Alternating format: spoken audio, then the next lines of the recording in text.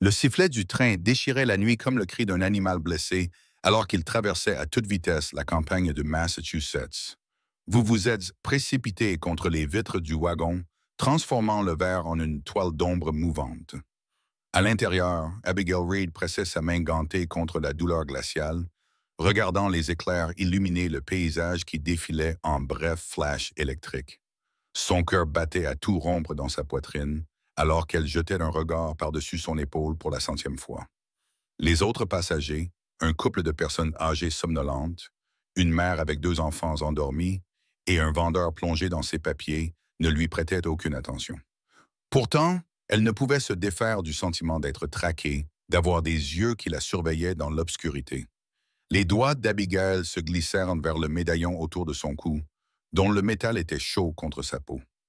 À l'intérieur ne se trouvait pas une photographie, mais un morceau de papier plié, le bien le plus précieux de sa vie. Elle ouvrit l'annonce défraîchie du Western Post, qui l'accompagnait sans cesse depuis des semaines. Recherche épouse Thomas Garrison Mora, éleveur de bonne réputation à Silvage dans le Colorado, recherche une femme instruite et de caractère respectable pour se marier. Maison confortable et milieu de vie honnête. Répondre avec référence. Le papier était froissé à force d'avoir été lu d'innombrables fois. L'encre commençait à s'estomper là où ses doigts avaient tracé les mots. La photographie sur papier calque de Thomas Garrison la regardait, un homme d'une quarantaine d'années au visage solennel et aux yeux bienveillants qui semblaient refléter une dignité tranquille. Sa barbe soignée encadrait une mâchoire ferme. Et même s'il ne souriait pas, il y avait quelque chose de rassurant dans son regard fixe. « Il suffit d'arriver à Silvage », se murmura-t-elle en glissant l'annonce dans la poche de sa jupe.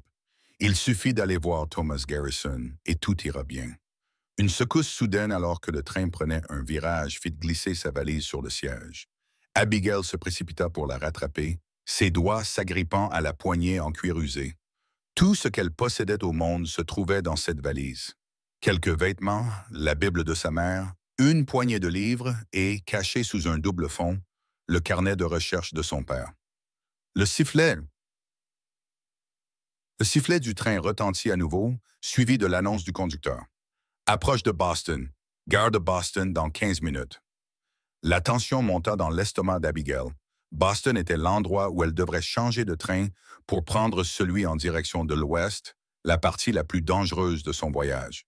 Si les hommes d'Edwin Whitmore la recherchaient, c'est à la gare qu'ils l'attendraient. Alors que le train ralentissait, Abigail serra davantage autour d'elle sa cape de voyage bleu foncé et remit en place une mèche rebelle de ses cheveux auburn dans son chignon modeste. À 26 ans, Abigail Reed était autrefois considérée comme une jeune femme prometteuse dans la société bostonienne. Fille du célèbre chercheur médical Dr. T. James Reed, elle avait fait ses études dans le meilleur pensionnat pour jeunes filles et travaillait comme comptable chez Whitmore Textiles. Aujourd'hui, elle était une fugitive. Le souvenir de cette terrible nuit, 6 semaines plus tôt, lui revint en mémoire. L'usine en flammes, les cris résonnant dans les couloirs enfumés, le corps de sa sœur Clara parmi les 12 victimes, puis la voix glaciale d'Edwin Whitmore. « Mademoiselle Reed, il semble que vos livres de comptes soient les seuls documents détruits dans l'incendie. » Comme c'est pratique. Dans sa poche se trouvaient les véritables registres prouvant que Whitmore avait détourné des fonds destinés à la sécurité des travailleurs et avait lésiné sur la prévention des incendies. Des preuves qui le feraient condamner si elle vivait assez longtemps pour les présenter. Le train s'arrêta dans un grondement. Abigail prit une profonde inspiration, rassembla ses affaires et descendit sur le quai sous une pluie battante. La gare South Station de Boston était bondée de voyageurs nocturnes malgré la tempête. Abigail garda la tête baissée et se dirigea vers les quais ouest. Sa robe marron et sa cape bleue étaient délibérément discrètes. Son attitude était celle d'une femme qui savait exactement où elle allait et ne souhaitait pas être retardée. Elle scruta attentivement la foule, le cœur battant chaque fois qu'elle apercevait un homme vêtu d'un manteau sombre ou d'un chapeau melon, l'uniforme officieux des hommes de main de Whitmore. L'horloge de la gare indiquait 23h42. Son train pour Chicago, première étape de son voyage vers l'ouest, partait à minuit. Mademoiselle Reed, la voix la figea sur place. Lentement, Abigail se retourna et vit Harold Jenkins, un employé du bureau de Whitmore, se frayer un chemin à travers la foule pour la rejoindre. Son visage exprima d'abord la surprise, puis le calcul, puis un sourire en coin qui n'atteignit pas ses yeux. « Quelle coïncidence !» dit-il d'une voix trop forte. Monsieur Whitmore s'inquiétait de votre départ précipité. « Je rends visite à ma tante », répondit Abigail d'une voix calme, bien que son pouls batte à tout rompre dans ses oreilles. « Elle est tombée malade. »« Étrange, » dit Jenkins en s'approchant. « Si je me souviens bien, vous avez mentionné que votre tante était décédée il y a 2 hivers. » La main d'Abigail se glissa dans sa poche, ses doigts se refermant sur un petit pistolet Derringer, le dernier cadeau de son père. « Veuillez transmettre mes salutations à Monsieur Whitmore, mais je dois prendre mon train. » Les yeux de Jenkins se plissèrent. « J'insiste pour que vous veniez avec moi, Mademoiselle Reed. Monsieur Whitmore souhaite simplement discuter de certaines irrégularités dans les comptes. Les mêmes irrégularités qui ont coûté la vie à 12 personnes, dont ma sœur. » La voix d'Abigail était calme, mais sa main tremblait. « Je ne pense pas, Monsieur Jenkins. » Son visage se durcit lorsqu'il lui saisit le bras. « Ce n'est pas une demande. » La cloche de la gare sonna, annonçant le départ imminent du train en direction de l'ouest. Dans un mouvement rapide né du désespoir, Abigail libéra son bras et poussa Jenkins violemment, le faisant trébucher contre un porteur transportant des bagages. Alors que les valises s'écrasaient au sol et que des cris éclataient, elle se faufila à travers la foule vers son quai. Le cœur battant à tout rompre, Abigail atteignit le train juste au moment où il commençait à démarrer.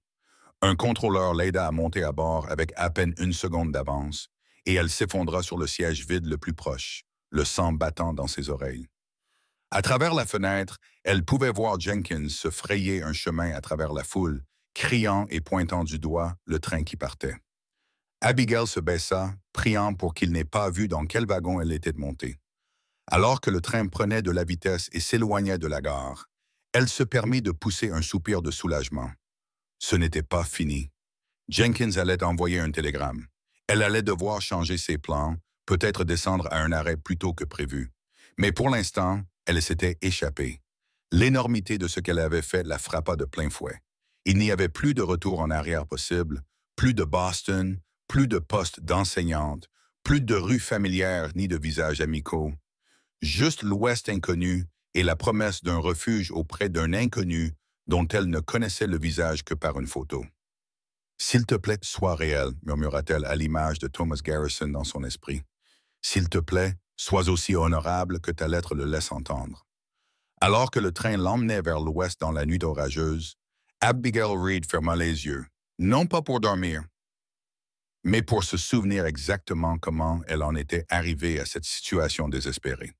3 semaines plus tôt, Abigail se tenait dans le cimetière de Boston, seule à côté de 2 tombes fraîchement creusées. Son père, avec le Dr. James Reed, chercheur médical respecté, et sa jeune sœur, Clara, âgée d'à peine 19 ans, étaient tous 2 victimes de ce que les journaux avaient qualifié de tragédie de l'usine Whitmore. Ce que les journaux n'avaient pas rapporté, c'était que son père avait découvert quelque chose dans les registres de Whitmore quelques jours avant l'incendie, des irrégularités qui suggéraient un vol systématique du Fonds de sécurité des travailleurs. Il avait confronté Edwin Whitmore en privé, pensant que cet homme pourrait se racheter si on lui en donnait la chance.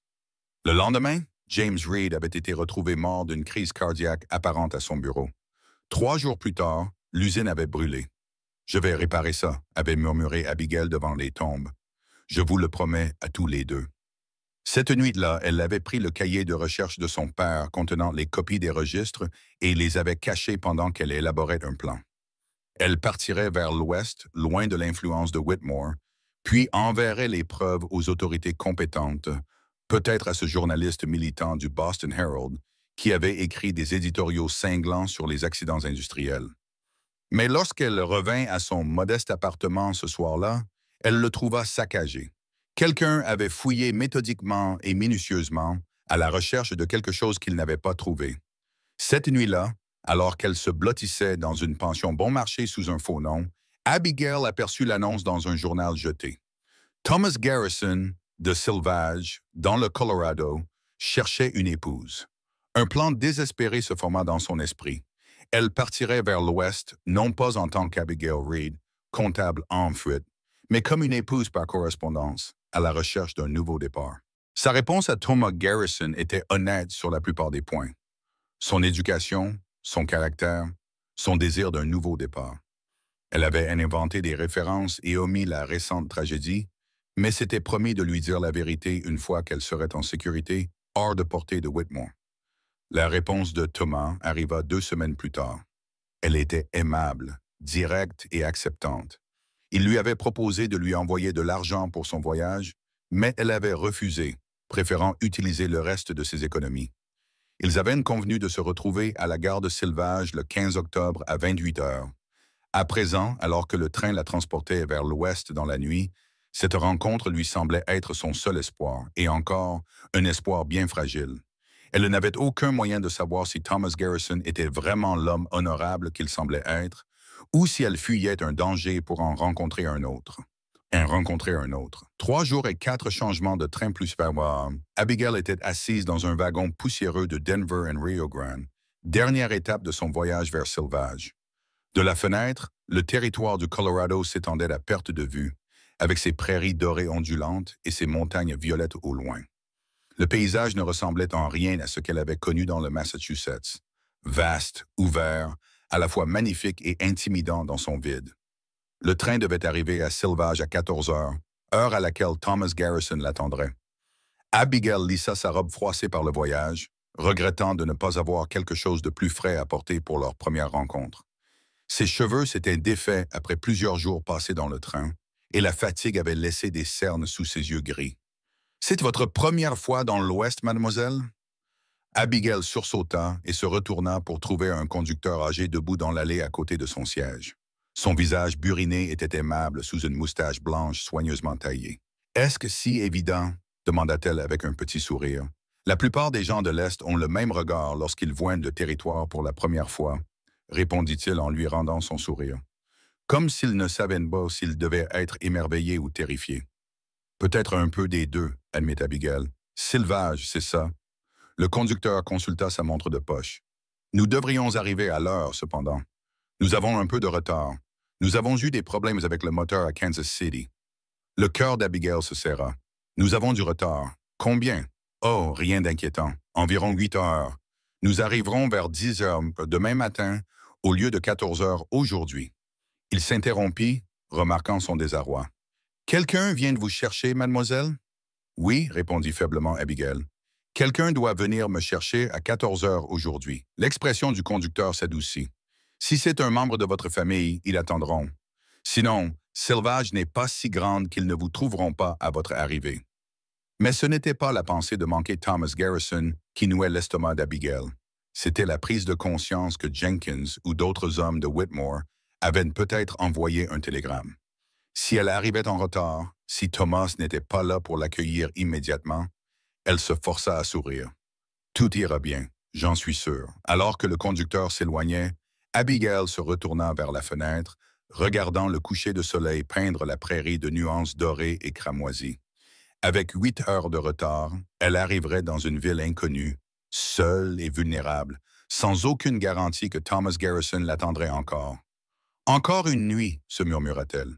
« Il suffit de passer une nuit de plus et demain, tout changera. » Elle ne savait pas à quel point ces mots allaient s'avérer prophétiques. Le train entra en gare de Silvage à 10h17 le lendemain matin, son sifflet déchirant l'air vif d'octobre. Abigail rassembla sa valise de voyage avec des mains tremblantes, vérifiant une fois de plus que le médaillon contenant la formule cruciale de son père était bien attaché autour de son cou. Silvage semblait n'être qu'un ensemble de bâtiments en bois regroupés autour de la gare. Un magasin général, un saloon, ce qui ressemblait à un petit hôtel et divers autres établissements, s'étendant le long d'une seule rue principale poussiéreuse. Au loin, les montagnes se dressaient contre un ciel d'un bleu impossible. Le quai était presque vide lorsque Abigail descendit du train. Quelques hommes chargèrent des marchandises dans un wagon qui attendait. Une femme avec 2 jeunes enfants se précipita vers un homme qui les serra joyeusement dans ses bras. Aucun signe de Thomas Garrison tel qu'elle se souvenait de lui sur la photo. Grand, barbu, aux yeux sombres. « Puis-je vous aider, mademoiselle? » Un homme âgé à la moustache argentée sortit du petit bureau de la gare. Il portait un cache-œil vert repoussé sur son front buriné, ce qui permettait de l'identifier comme le chef de gare. « Oui, merci, » répondit Abigail en redressant les épaules. « Je cherche Thomas Garrison. Il devait me retrouver ici hier à 14 heures. Je crains que le train ait eu du retard. L'expression du chef de gare changea instantanément, passant d'une légère curiosité à quelque chose qui fit froid dans le dos à Abigail. Dommage, vous êtes la mariée par correspondance, dit-il doucement en retirant son cache-œil. Mademoiselle Reed, n'est-ce pas?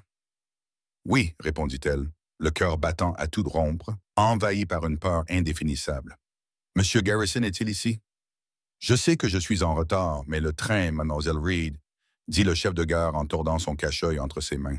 Je suis vraiment désolé de devoir vous annoncer cela, mais Thomas Garrison est mort. Le monde se mit à basculer sous les pieds d'Abigail. Sa valise glissa de ses doigts soudainement engourdissait, heurta le quai en bois dans un bruit sourd. Les sons autour d'elle, les sabots des chevaux, les roues des chariots, les rires lointains de la famille semblaient venir de très loin, étouffés comme si elle était sous l'eau. « Quoi? » murmura-t-elle. « On l'a retrouvé mort dans son esprit il y a 2 jours, » expliqua gentiment le chef de guerre.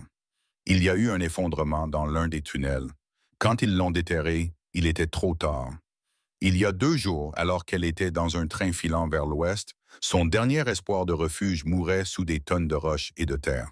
« Je vois. » Abigail s'entendit répondre, bien qu'elle ne voyait rien du tout. Le monde était devenu étrange et lointain, comme si elle se regardait de l'extérieur, hors de son propre corps. « Nous l'avons enterré hier sur la colline derrière l'église, » continua le chef de guerre, d'une voix aimable mais impuissante. Le révérend Morrison lui a rendu un hommage digne. La moitié de la ville était présente. Thomas était très apprécié ici. Abigail vacilla légèrement, se sentant défaillir. Le chef de gare la saisit par le coude pour la stabiliser. « Doucement, mademoiselle. Quand avez-vous mangé pour la dernière fois? » Elle essaya de se souvenir. « Un biscuit rassis ce matin-là. » « Où était-ce hier matin? » Les jours s'étaient confondus pendant le long voyage. « Je ne sais pas trop, » admit-elle. « Vous êtes blanche comme un linge. Venez, rentrons à l'intérieur et asseyons-nous avant que vous ne tombiez. » Il la guida doucement vers le bureau de la gare, une petite pièce qui sentait le pétrole et le tabac. Un poêle à bois diffusait une chaleur bienvenue, et Abigail s'effondra sur un banc en bois, ses jambes se dérobant sous elle. Le chef de gare disparut, puis revint quelques instants plus tard avec une tasse en étain remplie d'eau et un paquet enveloppé dans un tissu. « Ma femme vous envoie ça. Elle dit que vous devez tout manger. C'est de son pain de maïs et du poulet froid. »« Je ne peux pas. »« Vous pouvez et vous le ferez, mademoiselle. Mangez ça, puis nous verrons ce qu'il faut faire. » La nourriture avait le goût de sueur dans la bouche d'Abigail, mais elle se força à manger, sachant qu'elle aurait besoin de force pour affronter la suite. Le chef de gare, qui se présenta sous le nom de Jed Murphy, s'affairait aux affaires de la gare, lui laissant l'espace nécessaire pour se ressaisir. Son esprit tournait à toute vitesse, faisant des calculs désespérés. Elle avait de billets à 31 $ à son nom, ce qui n'était pas suffisant pour acheter un billet de retour vers l'Est, même si le retour était une option. Elle ne connaissait personne à Silvage, n'avait aucune perspective d'avenir, aucun projet autre que celui de rencontrer Thomas Garrison. Et quelque part, peut-être déjà en ville, les hommes de Whitmore étaient peut-être à sa recherche. La porte s'ouvrit, laissant entrer une bouffée d'air frais d'automne et la silhouette d'un homme grand, large d'épaules et mince, aux cheveux foncés qui effleuraient son col, et à la barbe de plusieurs jours qui ombrageait sa mâchoire. Il portait les vêtements pratiques d'un homme de travail, un pantalon en toile usée, une chemise bleue délavée, un gilet en cuir marqué par une utilisation intensive. Ses bottes étaient poussiéreuses et ses mains, lorsqu'il ôta son chapeau, montraient les callosités et les cicatrices d'un travail constant. Mais ce sont ses yeux qui attiraient l'attention d'Abigail, bleus comme un lac de montagne, dans un visage buriné par le soleil et les épreuves, mais pas méchant. Ses yeux la trouvèrent immédiatement, et quelque chose y scintilla. De la reconnaissance peut-être, ou de la pitié. Elle commençait à se lasser de la pitié. « Jed », l'homme salua le chef de gare d'un signe de tête, puis se tourna vers Abigail. « Vous êtes la femme commandée par correspondance de Thomas, n'est-ce pas? » Il n'y avait aucune accusation dans sa voix, juste une douceur calme et rude qui fit dangereusement serrer la gorge d'Abigail. Elle acquiesça, ne se fiant pas à sa voix. « C'est bien ce que je pensais. » Il s'approcha, avec précaution, comme s'il craignait de l'effrayer. « Je m'appelle Ethan Winters. Thomas et moi étions amis. De bons amis. Je m'appelle Abigail Reed, parvint-elle à dire, les formules de politesse lui venant automatiquement aux lèvres malgré l'irréalité de la situation. Toutes mes condoléances, une expression qui pouvait être de l'amusement amer, traversa le visage buriné d'Ethan. J'ai olé pour le vôtre, mademoiselle Reed. Vous avez fait un long voyage pour un avenir qui ne vous attend pas. La vérité brutale la frappa plus durement que n'importe quelle platitude gentille. Abigail sentit son sang-froid soigneusement entretenu commencer à se fissurer. J'étais en retard, s'entendit-elle dire d'une voix faible et étrange. Le train a été retardé à Kansas City. Il y avait un problème avec le moteur et nous sommes restés assis là pendant 8 heures. J'étais censé arriver hier, mais j'étais en retard et maintenant il est... Sa voix se brisa. Non. La voix d'Ethan coupa court à son hystérie grandissante avec une gentillesse ferme. Ne vous faites pas de mal, Melreed. Ce qui est arrivé à Thomas n'a rien à voir avec vous. Il est entré dans cette mine en sachant qu'elle n'était pas entièrement étayée. Il s'est impatienté, il voulait vérifier un nouveau filon d'argent qu'ils avaient trouvé. Il s'assit sur le banc à côté d'elle, pas trop près, respectant son espace tout en s'assurant qu'elle ne soit pas seule. Thomas était un homme bon, mais il pouvait être têtu. Quand il avait une idée en tête, il ne tenait pas toujours compte des risques. Abigail prit une profonde inspiration, refoulant les larmes qui menaçaient de couler. « Monsieur Winters, Ethan, je vous en prie. » « Ethan, dit-elle en le regardant droit dans les yeux, je me trouve dans une situation plutôt difficile. Je n'ai nulle part où aller et très peu d'argent. » Il acquiesça sans surprise. « Thomas a mentionné dans sa dernière lettre que vous veniez avec seulement ce que vous pouviez porter. Il a dit que vous preniez un nouveau départ. » Il scruta son visage. « Vous fuyez quelque chose à l'est. » Abigail se raidit. « Pourquoi dites-vous ce que là? Parce que les gens qui viennent dans l'ouest pour prendre un nouveau départ laissent généralement quelque chose derrière eux. » Son ton ne portait aucun jugement, et parce que vous ne cessez de jeter des coups d'œil vers la porte comme si vous vous attendiez à ce que des ennuis en franchissent le seuil. Elle ne pouvait le nier, et quelque chose chez Ethan Winters, peut-être sa franchise ou la compassion silencieuse dans ses yeux, la rendait hésitante à mentir. « Oui, admit-elle, je fuis certaines personnes, c'est une longue histoire. » Ethan acquiesça, acceptant cela sans insister pour en savoir plus. « Mademoiselle Reed, vous ne devriez pas affronter cette ville seule ce soir. Ma sœur Margaret tient une pension ici, à Sylvage. Propre, respectable, sûr. Laissez-moi vous y emmener. Vous pourrez y prendre un bon repas, passer une bonne nuit, et demain, eh bien, demain, nous verrons ce qu'il convient de faire. » Abigail scruta son visage à la recherche d'un indice arrière-pensée. À Boston, elle avait appris à lire sur le visage des hommes, à repérer ceux qui voyaient en une femme seule une occasion à exploiter. Mais les yeux bleus d'Ethan Winter n'exprimaient qu'une gentillesse fatiguée. Le regard d'un homme qui avait lui-même connu la perte et la reconnaissait chez les autres. « Pourquoi m'aideriez-vous? » demanda-t-elle d'une voix à peine plus forte qu'un murmure. « Vous ne me connaissez pas. »« Non, madame, je ne vous connais pas. Mais Thomas me connaissait. Il vous a choisi, il vous a écrit, il vous a attendu. Cela signifie quelque chose. » Ethan fit tourner son chapeau entre ses mains, ses doigts calleux effleurant le bord.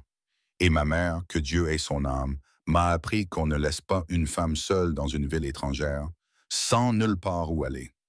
Ce n'est pas ainsi que se comportent les gens honnêtes. » Cette honnêteté simple et directe brisa quelque chose en Abigail. Les larmes qu'elle avait retenues se mirent à couler, traçant des sillons brûlants sur ses joues poussiéreuses.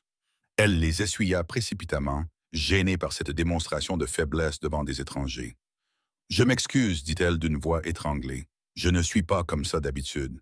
J'ai juste passé quelques jours difficiles. » « C'est un euphémisme, mademoiselle Jedd. » Le chef de gare prit la parole depuis son coin, la voix rauque de sympathie. « Ethan a raison. La maison de Margaret Winter est bien et convenable.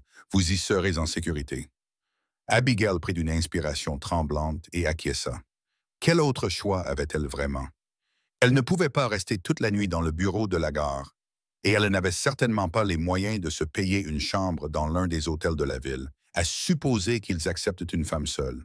« Merci, dit-elle en se levant, les jambes chancelantes. « Je vous suis reconnaissante de votre gentillesse, Monsieur Winters. Appelez-moi Ethan, s'il vous plaît. » Il prit son sac à main d'une main. Il semblait léger comme une plume dans sa main calleuse. Ma voiture est juste dehors. Elle n'est pas luxueuse, mais elle nous y conduira. Alors qu'Abigail le suivait dehors sous le soleil d'automne, elle jeta un dernier regard sur le quai vide de la gare où elle avait espéré commencer sa nouvelle vie. Au lieu de cela, elle suivait un inconnu vers un avenir incertain. Ses plans soigneusement élaborés étaient ruinés. L'air d'octobre transportait l'odeur des pins et de la fumée de bois, vif et prometteur d'hiver. Abigail serra son manteau fin autour d'elle, regrettant de ne pas avoir eu les moyens de s'acheter quelque chose de plus chaud avant de quitter Boston. La charrette d'Ethan était en effet simple, un véhicule utilitaire qui n'avait rien de confortable, avec un siège en bois et un lit rempli de provisions recouvert d'une bâche. Il l'aida à monter sur le siège avec une force tranquille, sa main chaude et ferme à travers son gant. Puis il fit le tour et se hissa à côté d'elle, prenant les rênes avec une aisance acquise par l'habitude. « Sylvage n'a rien de particulier, dit-il en claquant la langue pour faire avancer les chevaux. Mais les gens sont pour la plupart honnêtes. Margaret prendra bien soin de vous ce soir. » Ils roulèrent en silence dans la rue principale de Sylvage et Abigail observa les environs avec une sorte de détachement engourdi. La ville était petite et rude. Les bâtiments étaient pour la plupart des structures en bois à fausses façades qui semblaient à peine assez solides pour résister aux vents violents de la prairie. Un magasin général dont les vitrines exposaient tout, des bottes au bac à fleurs. Un saloon avec des portes battantes d'où s'échappait une musique de piano, une banque, une écurie, un petit hôtel et ce qui semblait être un cabinet médical. Les gens se retournaient pour regarder passer le chariot d'Ethan. Leurs regards s'attardaient sur Abigail avec une curiosité non dissimulée et quelque chose d'autre, de la spéculation peut-être. Les nouvelles circulaient vite dans une petite ville, et elle ne doutait pas qu'ils savaient tous exactement qui elle était et pourquoi elle était venue. La mariée par correspondance qui était arrivée trop tard. Cette pensée lui fit rougir de honte. Elle regardait droit devant elle, refusant de croiser leurs regards curieux. « Ne fais pas attention à eux, dit Ethan doucement, comme s'il lisait dans ses pensées. C'est une petite ville, il ne s'y passe pas grand-chose. Tu es juste une nouveauté. Donne-leur autre chose à raconter et ils t'oublieront. » Ils quittèrent la rue principale pour emprunter une ruelle plus calme et s'arrêtèrent devant une maison à 2 étages qui semblait plus imposante que la plupart des bâtiments de la ville. Une lumière chaleureuse brillait à travers les fenêtres et une enseigne soigneusement peinte près de la porte indiquait « Pension Winter, un hébergement respectable pour des gens respectables. » Avant qu'Ethan n'ait pu l'aider à descendre, la porte d'entrée s'ouvrit brusquement et une femme apparut, éclairée par les lampes intérieures. Elle avait peut-être 30 ans, les cheveux noirs tirés en arrière en un chignon pratique, et un visage qui partageait les traits forts d'Ethan, mais adouci par sa féminité et une aura de chaleur compétente. « Ethan Winters, c'est toi? Je commençais à m'inquiéter de ne pas te voir. » Elle s'interrompit au milieu de sa phrase lorsqu'elle aperçut Abigail. Ses yeux s'écarquillèrent lorsqu'elle comprit. « Oh! Oh, ma pauvre chérie! C'est toi, n'est-ce pas? La femme de Thomas. »« Margaret, voici mademoiselle Abigail Reed, » dit Ethan en aidant Abigail à descendre, ses jambes raides et instables après une longue journée de voyage. Elle vient d'arriver par le train du matin. Elle ne connaît personne en ville et j'ai pensé que tu aurais peut-être une chambre à lui proposer. Disponible. Bien sûr, j'ai une chambre disponible. Margaret descendit les marches du porche dans un bruissement de jupe en calicot pratique. De près, Abigail pouvait voir qu'elle avait les mêmes yeux bleus saisissants que son frère. Mais alors que les siens étaient prudents et méfiants, les siens étaient chaleureux et immédiatement compatissants. « Pauvre petite, vous avez l'air complètement épuisée. Entrez tout de suite, toutes les deux. J'ai un ragoût sur le feu et du pain frais. »« Je ne peux pas vous imposer cela, » commença Abigail. Mais Margaret l'interrompit d'un ton ferme mais gentil. « Mais non, vous ne m'imposez rien. Vous acceptez de l'aide, ce que toute personne sensée fait quand elle en a besoin. Allez, venez avant de mourir de froid. » Abigail se retrouva gentiment mais inexorablement conduite jusqu'aux marches du porche et à l'intérieur de la pension. L'intérieur était simple mais impeccablement propre, avec des meubles usés mais confortables et des lampes qui diffusaient une lumière dorée et chaleureuse. L'odeur du ragoût de bœuf et du pain frais fit se nouer l'estomac d'Abigail, qui fut prise d'une soudaine et violente faim malgré le pain de maïs et le poulet qu'elle avait mangé à la gare. Asseyez-vous là, ordonna Margaret en désignant une chaise près d'un poêle à bois qui dégageait une chaleur bienfaisante. Ethan, rends-toi utile et apporte un verre d'eau à Mademoiselle Reed. Je vais lui préparer un bol de ragoût.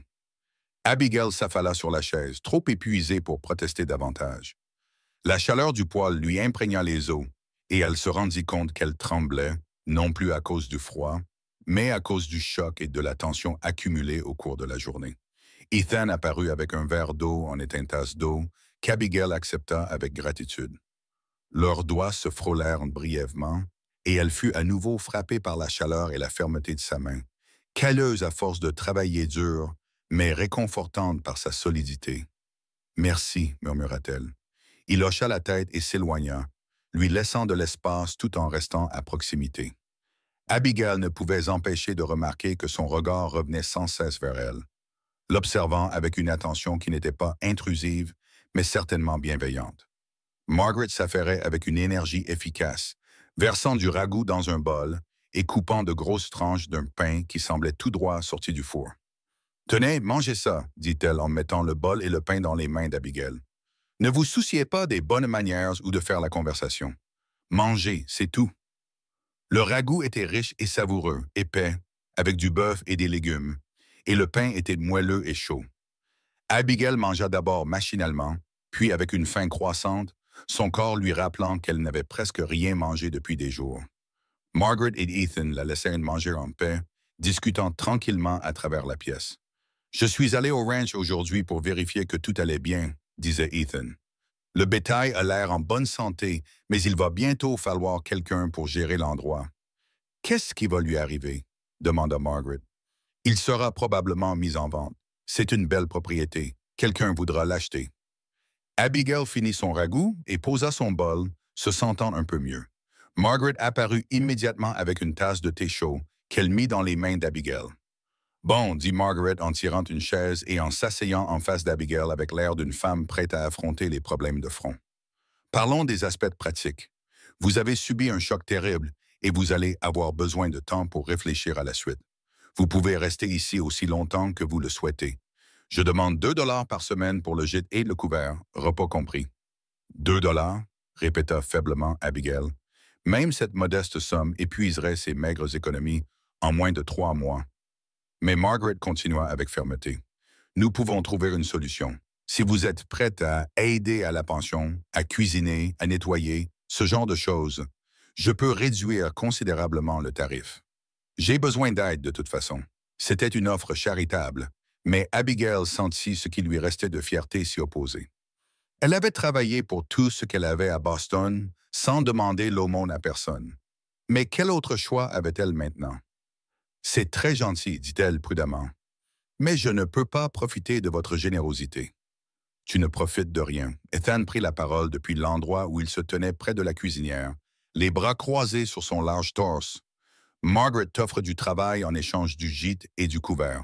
Ce n'est pas de la charité, c'est un emploi. »« Tout à fait, » acquiesça Margaret. « Et Dieu sait que j'ai besoin d'aide. Cette maison ne se gère pas toute seule, et je m'en occupe seule depuis la mort de nos parents. » Abigail regarda tour à tour ces deux aimables inconnus qui lui tendaient une bouée de sauvetage alors qu'ils ne lui devaient rien. Sa gorge se serra à nouveau, mais elle refusa catégoriquement de laisser couler ses larmes. Elle déjà montrait suffisamment de faiblesse pour aujourd'hui. « Alors j'accepte, » dit-elle d'une voix ferme malgré tout, « et je vous promets que vous ne le regretterez pas. Je suis une travailleuse acharnée. »« Je n'en doute pas un instant, » dit Margaret chaleureusement. Toute femme assez courageuse pour parcourir 3000 kilomètres seule afin de commencer une nouvelle vie a du caractère.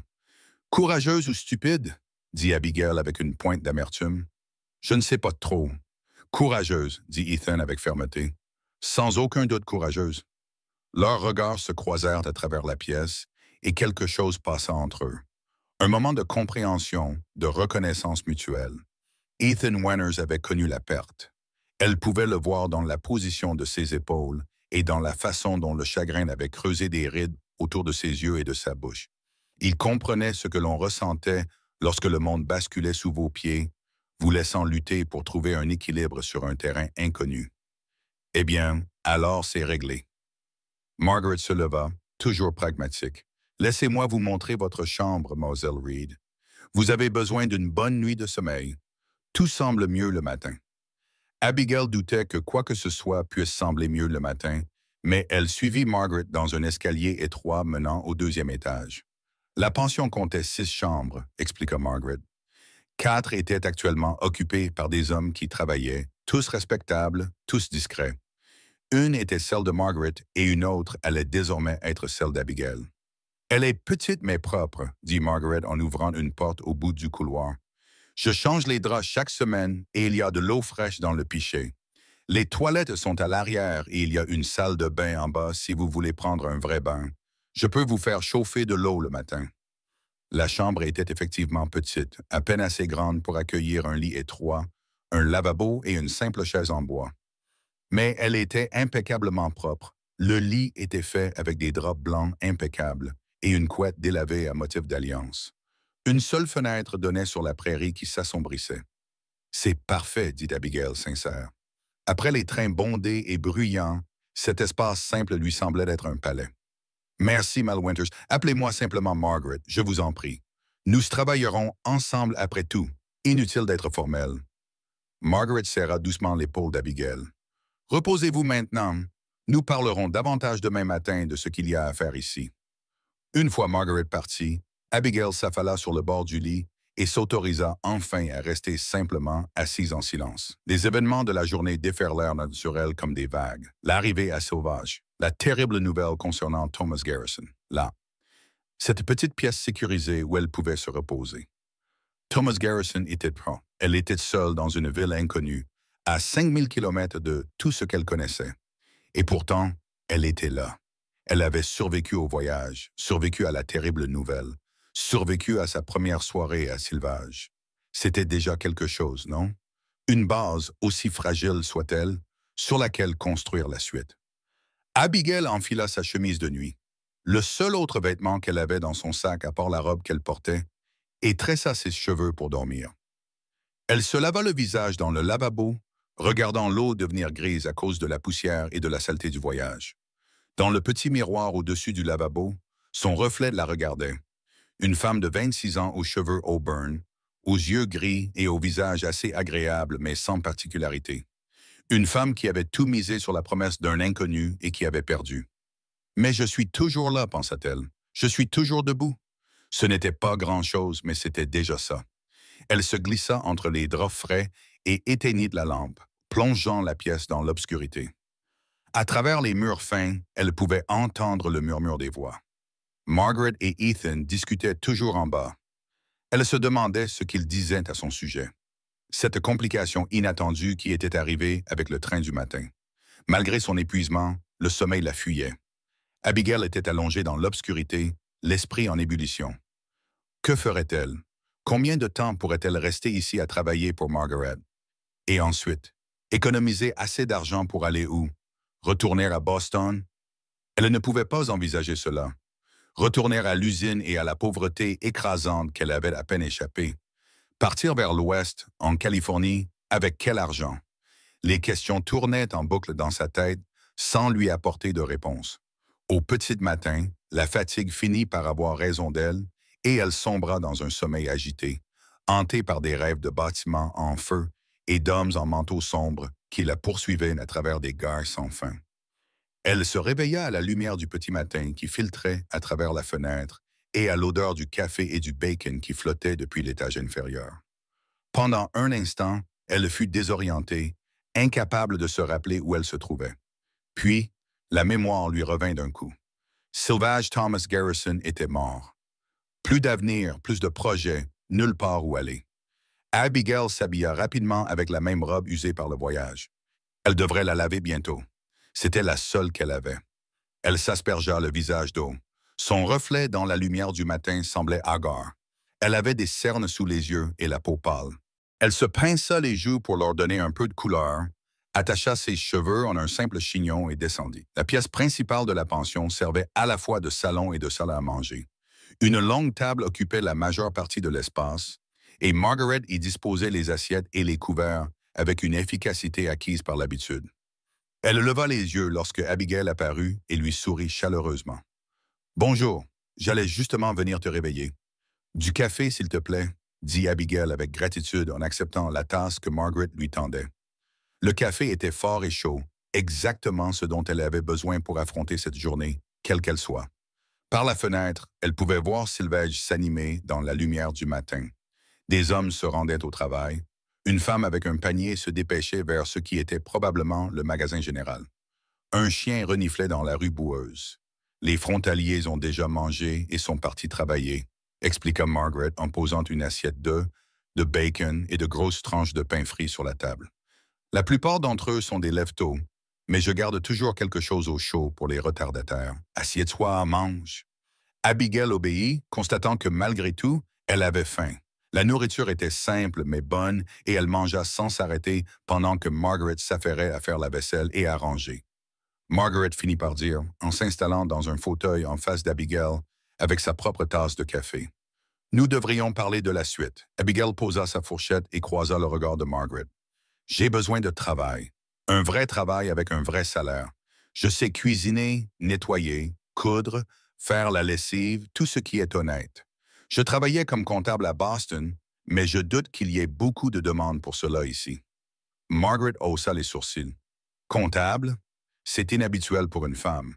Mon père croyait en l'éducation de ses deux filles, dit Abigail. Il m'a enseigné la comptabilité et les principes comptables. J'ai la tête pour les chiffres. Eh bien, tu as de la chance alors, dit Margaret, parce que j'ai vraiment besoin d'aide ici. Je me débrouille seul, mais c'est épuisant. Si vous êtes prête à m'aider pour la cuisine, le ménage, la lessive et l'entretien général, je peux vous offrir le gîte et le couvert, plus 3 $ par semaine. C'est un salaire équitable pour le travail demandé. 3 $ par semaine. Ce n'était pas beaucoup, mais c'était un salaire honnête pour un travail honnête. Abigail pouvait les économiser et se constituer petit à petit un pécule pour faire face à l'avenir, quel qu'il soit. C'est plus que honnête, dit-elle. Quand est-ce que je commence? Margaret rit. Pourquoi pas après le petit déjeuner? Il n'y a pas de meilleur moment que le présent, comme je dis toujours. Elles étaient en train de débarrasser la table du petit déjeuner lorsqu'on frappa à la porte. Margaret alla ouvrir et Abigail entendit une voix masculine, familière, grave et rauque. Ethan. Bonjour, Margaret. Je voulais prendre des nouvelles de Mademoiselle Reed, voir comment elle s'adapte. Elle va très bien. Entrez, Ethan. Nous finissons juste le petit déjeuner. Ethan entra dans la pièce principale et ôta son chapeau. Il avait l'air fatigué, pensa Abigail, comme s'il n'avait pas bien dormi non plus. Ses cheveux bruns étaient humides, comme s'il venait de les laver, et il portait les mêmes vêtements de travail pratiques que la veille. Propres, mais bien usés. « Bonjour, Mademoiselle Reed, dit-il en lui faisant un signe de tête. « Vous avez pu vous reposer? »« Un peu, répondit Abigail. « Merci pour tout hier. Votre gentillesse m'a beaucoup touché. J'ai juste fait ce que n'importe qui aurait fait, répondit-il. Mais ses yeux exprimaient quelque chose de plus chaleureux que ses paroles modestes ne le laissaient entendre. « Écoutez, B, continua-t-il d'un ton plus hésitant. Je me demandais si vous voudriez aller chez Thomas aujourd'hui. Son ranch, je veux dire, il est à environ 5 kilomètres de la ville. Je dois aller voir le bétail. Et je me suis dit que tu aimerais peut-être voir l'endroit, la vie qu'il t'offrait. » La première réaction d'Abigail fut de refuser. À quoi bon voir ce qui aurait pu être, mais quelque chose d'obstiné en elle la fit changer d'avis. Elle avait fait tout ce chemin. Elle méritait de voir ce que la promesse de Thomas Garrison signifiait vraiment. « Oui, s'entendit-elle dire, j'aimerais beaucoup. » Ethan acquiesça comme s'il s'attendait à cette réponse. « Je reviendrai vous chercher dans 1 heure, si cela vous convient. Cela vous laissera le temps de terminer ici. » Après son départ, Margaret lança un regard pensif à Abigail. « Ethan est un homme bien, l'un des meilleurs que je connaisse, en fait, même s'il a connu des moments difficiles. »« Que s'est-il passé? » demanda Abigail, incapable de réprimer sa curiosité. « Il a perdu sa femme, Emma, et leur petite fille lors de l'accouchement, il y a 3 ans, répondit Margaret d'une voix douce, empreinte d'un vieux chagrin. Cela l'a presque détruit. Vous avez probablement remarqué qu'il n'en parle pas beaucoup. Margaret plia un drap avec des gestes assurés avant de poursuivre. C'est Thomas qui l'a ramené du bord du gouffre. Thomas avait un don avec les gens, têtu comme une mule, mais patient quand il le fallait. Il avait travaillé à la mine d'Ethan de façon intermittente. Il en savait plus sur les filons d'argent que quiconque, à l'exception peut-être de Frank Morton. Elle sourit faiblement à un souvenir. Quand Ethan cessait de manger, Thomas apparaissait avec de la nourriture. Quand Ethan ne voulait pas quitter la maison, Thomas inventait un problème à la mine que seul Ethan pouvait résoudre. Il ne mentionnait jamais Emma directement. Il insistait simplement pour qu'Ethan continue à vivre. Margaret prit un air pensif. C'est pourquoi Ethan avait si mal supporté la mort de Thomas. Il n'avait pas seulement perdu un ami, il avait perdu celui qui l'avait sauvé. Tant de pertes, pensa Abigail. Cette terre hostile semblait exiger un lourd tribut à ceux qui tentaient d'y vivre. Et pourtant, ces gens tenaient bon. Ils s'entraidaient, ils continuaient. Fidèle à sa parole, Ethan revint 1 heure plus tard avec son chariot. Abigail avait enfilé la seule autre robe qu'elle possédait, une simple robe en coton gris qui avait connu des jours meilleurs, mais qui était au moins propre. Elle avait attaché ses cheveux plus soigneusement et essayé de se rendre présentable, même si elle ne savait pas vraiment pourquoi c'était important. La route qui sortait de la ville les conduisit dans la prairie ouverte, et Abigail eut pour la première fois le territoire du Colorado à la lumière du jour. La terre s'étendait à l'infini dans toutes les directions. Des collines ondulantes couvertes d'herbes résistantes qui avaient pris une teinte dorée à l'approche de l'hiver. Au loin, les montagnes se détachaient en violet sur un ciel si bleu qu'il en était presque douloureux à regarder. L'air était rare et froid, chargé d'une odeur de sauge et de poussière. « C'est tellement vaste, dit Abigail, submergé par l'immensité du paysage. »« C'est vrai, acquiesça Ethan. C'est impressionnant au début, surtout quand on est habitué à la ville. Mais on s'y fait. On finit par avoir besoin de tout cet espace autour de soi. Je ne peux pas imaginer et ressentir cela. Donne-toi du temps. » Ils roulèrent en silence pendant un moment. Abigail se détendit légèrement en présence d'Ethan. Il ne cherchait pas à engager la conversation, ne posait pas de questions gênantes sur ses sentiments ou ses projets. Il conduisait simplement le chariot avec compétence et assurance, signalant de temps en temps un point de repère ou un bâtiment lointain. « C'est la propriété des Henderson, » dit-il en montrant du doigt un ranch au loin. « Et là-bas, c'est le domaine des Davis, la propriété de Thomas. » « Eh bien, nous y sommes presque. » Ils franchirent une petite colline et Abigail l'aperçut. Un modeste ranch en bois patiné par les intempéries, avec une grange et plusieurs dépendances, entouré de pâturages clôturés par des barrières rudimentaires où paissaient des bovins. C'était simple, pratique et solide. La maison d'un éleveur qui travaillait dur, pas un homme riche, mais un homme qui avait construit quelque chose de réel de ses propres mains. Il a construit la majeure partie lui-même, dit Ethan doucement alors qu'il s'approchait. La maison, la grange, lui ont pris 6 ans de dur labeur. Il en était fier.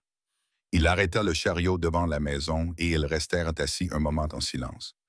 Abigail fixait le bâtiment, essayant d'imaginer l'homme qui l'avait construit, qui lui avait écrit avec soin et formalité, qui espérait qu'elle l'aiderait à transformer cette maison en un foyer, un homme qu'elle ne connaîtrait jamais désormais.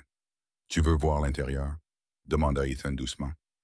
Abigail acquiesça, n'osant pas parler. La maison n'était pas fermée à clé. « Personne ne ferme sa porte à clé ici, » expliqua Ethan. Ils pénétrèrent alors dans l'intérieur sombre. Il y régnait une odeur de poussière et d'abandon, bien que Thomas ne soit parti que depuis quelques jours. La pièce principale servait à la fois de cuisine et de salon, avec un poêle en fonte, une table en bois brut et quelques chaises simples. Tout était propre et bien rangé, les possessions d'un homme qui vivait seul, mais prenait soin de son espace. « 2, dit Ethan, en montrant les portes de chaque côté de la pièce principale.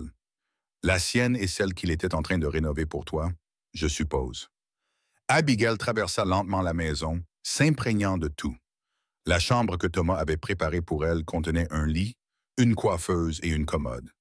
De simples rideaux étaient suspendus à la fenêtre, le tissu était neuf et encore impeccable. Sur la commode se trouvait un petit vase, vide, mais clairement choisi avec soin. Il s'était préparé à son arrivée, avait préparé la maison, espérant que le poids de la tragédie frapperait Abigail à ce moment-là, debout dans cette pièce simple. Thomas Garrison avait été une personne réelle, pas seulement des mots sur du papier. Il avait construit cette maison, élevé du bétail, préparé une chambre pour une épouse qu'il n'avait jamais rencontrée. Il avait écrit des lettres attentionnées et fait des promesses qu'il avait pleinement l'intention de tenir. Puis, dans un moment d'impatience ou de mauvais jugement, tout avait pris fin sous des tonnes de roches dans une mine d'argent. Ce n'était pas juste. Mais Abigail apprenait que la justice n'avait rien à voir avec la façon dont le monde fonctionnait réellement. « Ça va? » La voix d'Ethan venait de l'embrasure de la porte, calme et inquiète. « Je vais bien, » répondit Abigail, bien que sa voix tremblât. « C'est juste que ça allait être ma chambre, ma maison. »« Je sais. » Sa voix était douce et compréhensive. Elle se tourna vers lui. « Le connaissais-tu bien, Thomas? Je veux dire, aussi bien qu'un homme peut en connaître un autre, je suppose. C'était un homme bon, honnête, travailleur, juste dans ses relations, calme, plutôt réservé, mais il aidait ses voisins sans qu'on le lui demande. Après la mort de ma femme et de ma fille, il est venu tous les jours pendant un mois, juste pour s'assurer que je mangeais et que je m'occupais de la maison. Ethan serra les mâchoires en se remémorant ses souvenirs. Je lui dois une dette que je ne pourrai jamais rembourser. Il semble être quelqu'un qui valait la peine d'être connu. Il l'était. Et il vous a choisi, Mademoiselle Reed. Parmi toutes les femmes qui auraient pu répondre à son annonce, il vous a choisi. Cela m'en dit long sur votre personnalité. Abigail ne savait pas quoi répondre, alors elle se tut. Ils retournèrent dehors où Ethan vérifia le bétail et l'état des bâtiments, tandis qu'Abigail restait dans la cour à contempler les terres que Thomas Garrison avait travaillées. Le vent tirait sur ses cheveux et sa jupe, froid et implacable. À Boston, elle était protégée des intempéries par les grands immeubles et les rues bondées. Ici, rien ne bloquait les assauts du vent. Cette terre, aussi belle soit-elle, serait rude et impitoyable. Il faudrait de la force pour y construire une vie. Possédait-elle cette force? Elle ne le saurait jamais. Mademoiselle Reed appela Ethan depuis la grange. « Venez voir ça. » Elle s'approcha et le trouva debout à côté d'un grand chêne près de la maison. Quelqu'un avait construit un banc en dessous, rudimentaire mais solide, placé de manière à profiter du soleil de l'après-midi. « Thomas l'a construit le mois dernier, » dit Ethan. « Il m'a dit qu'il voulait un endroit où sa future femme pourrait s'asseoir le soir pour regarder le coucher du soleil. Il disait que chaque femme devrait avoir un endroit paisible qui lui soit propre. » Cette attention brisa le calme qu'Abigail s'efforçait de maintenir. Elle porta la main à sa bouche pour retenir ses larmes, mais elles coulèrent quand même, silencieuses, douloureuses, pour un homme qu'elle n'avait jamais connu. Pour un avenir qui ne serait jamais, pour toutes les questions qui resteraient à jamais sans réponse. Ethan n'essaya pas de la faire cesser de pleurer, ni de lui offrir des platitudes creuses. Il se contenta de rester près d'elle, solide et stable, lui laissant l'espace nécessaire pour faire son deuil, tout en s'assurant qu'elle ne soit pas seule. Lorsque ses larmes se calmèrent enfin, Abigail s'essuya les yeux avec des mains tremblantes. « Je suis désolé. Je ne m'excuse généralement pas pour mes larmes, Mademoiselle Reed. Dieu sait que cette situation les justifie. » Ils restèrent ensemble en silence pendant un long moment, le vent soufflant dans l'herbe de la prairie, un faucon tournoyant haut dans le ciel. « Que va devenir cet endroit? » demanda finalement Abigail. « Comme je l'ai dit à Margaret, il sera probablement mis en vente. Le cousin de Thomas qui vit dans l'Est est l'héritier, mais il ne s'intéresse pas à l'élevage. Quelqu'un l'achètera. C'est une bonne terre, une maison convenable, du bétail en bonne santé. Quelqu'un d'autre y fera sa vie. C'est comme ça que ça se passe. » Le trajet de retour vers la ville fut silencieux. Tous deux étaient perdus dans leurs pensées. Lorsqu'ils arrivèrent à la pension de Margaret, Ethan aida Abigail à descendre du chariot. « Merci de m'avoir emmené là-bas, dit-elle. Ça m'a aidé. Je pense que ça m'a aidé de savoir ce qu'il offrait. » « De rien. » Ethan hésita, puis ajouta, « Mademoiselle Reed, je sais que vous êtes encore en train de réfléchir à la suite, et c'est naturel. Mais je veux que vous sachiez que vous n'êtes pas seul dans cette ville. Margaret et moi vous aiderons autant que possible. Vous avez des amis ici, même si vous ne le saviez pas hier. » Cette simple gentillesse serra à nouveau la gorge d'Abigail, mais elle parvint à esquisser un sourire sincère. « Merci, Ethan. Cela signifie plus que vous ne le pensez. » En le regardant s'éloigner, Abigail réalisa que quelque chose avait changé en elle. Hier, debout sur le quai de la guerre, ses rêves brisés à ses pieds, elle s'était sentie complètement vaincue, comme si sa vie avait pris fin en même temps que celle de Thomas Garrison. Mais aujourd'hui, après avoir vu le ranch qu'il avait construit, après avoir accepté l'offre d'emploi de Margaret et l'offre d'amitié d'Ethan, elle sentait quelque chose de différent naître en elle. Pas exactement de l'espoir, c'était encore un mot trop fort, mais peut-être une possibilité. Elle avait survécu au pire jour de sa vie. Elle avait un endroit où dormir, du travail à faire et des gens qui lui avaient témoigné de la gentillesse alors qu'ils ne lui devaient rien. Ce n'était pas l'avenir qu'elle avait prévu, mais c'était une base. Et les bases, pensait Abigail en montant les marches de la pension, c'était par là qu'on commençait à construire. Les jours qui suivirent s'installèrent dans un rythme qu'Abigail trouva étonnamment réconfortant. Elle se levait chaque matin avant l'aube pour aider Margaret à préparer le petit déjeuner des pensionnaires. 5 hommes qui travaillaient à divers emplois autour de Sylvage et restaient discrets, avec la courtoisie tranquille de ceux qui comprenaient la valeur d'un établissement propre et bien géré. Après le départ des hommes pour leur travail, Abigail et Margaret s'attaquaient ensemble aux tâches quotidiennes. Laver la vaisselle, récurer les sols, changer les draps, préparer les repas du midi et du soir.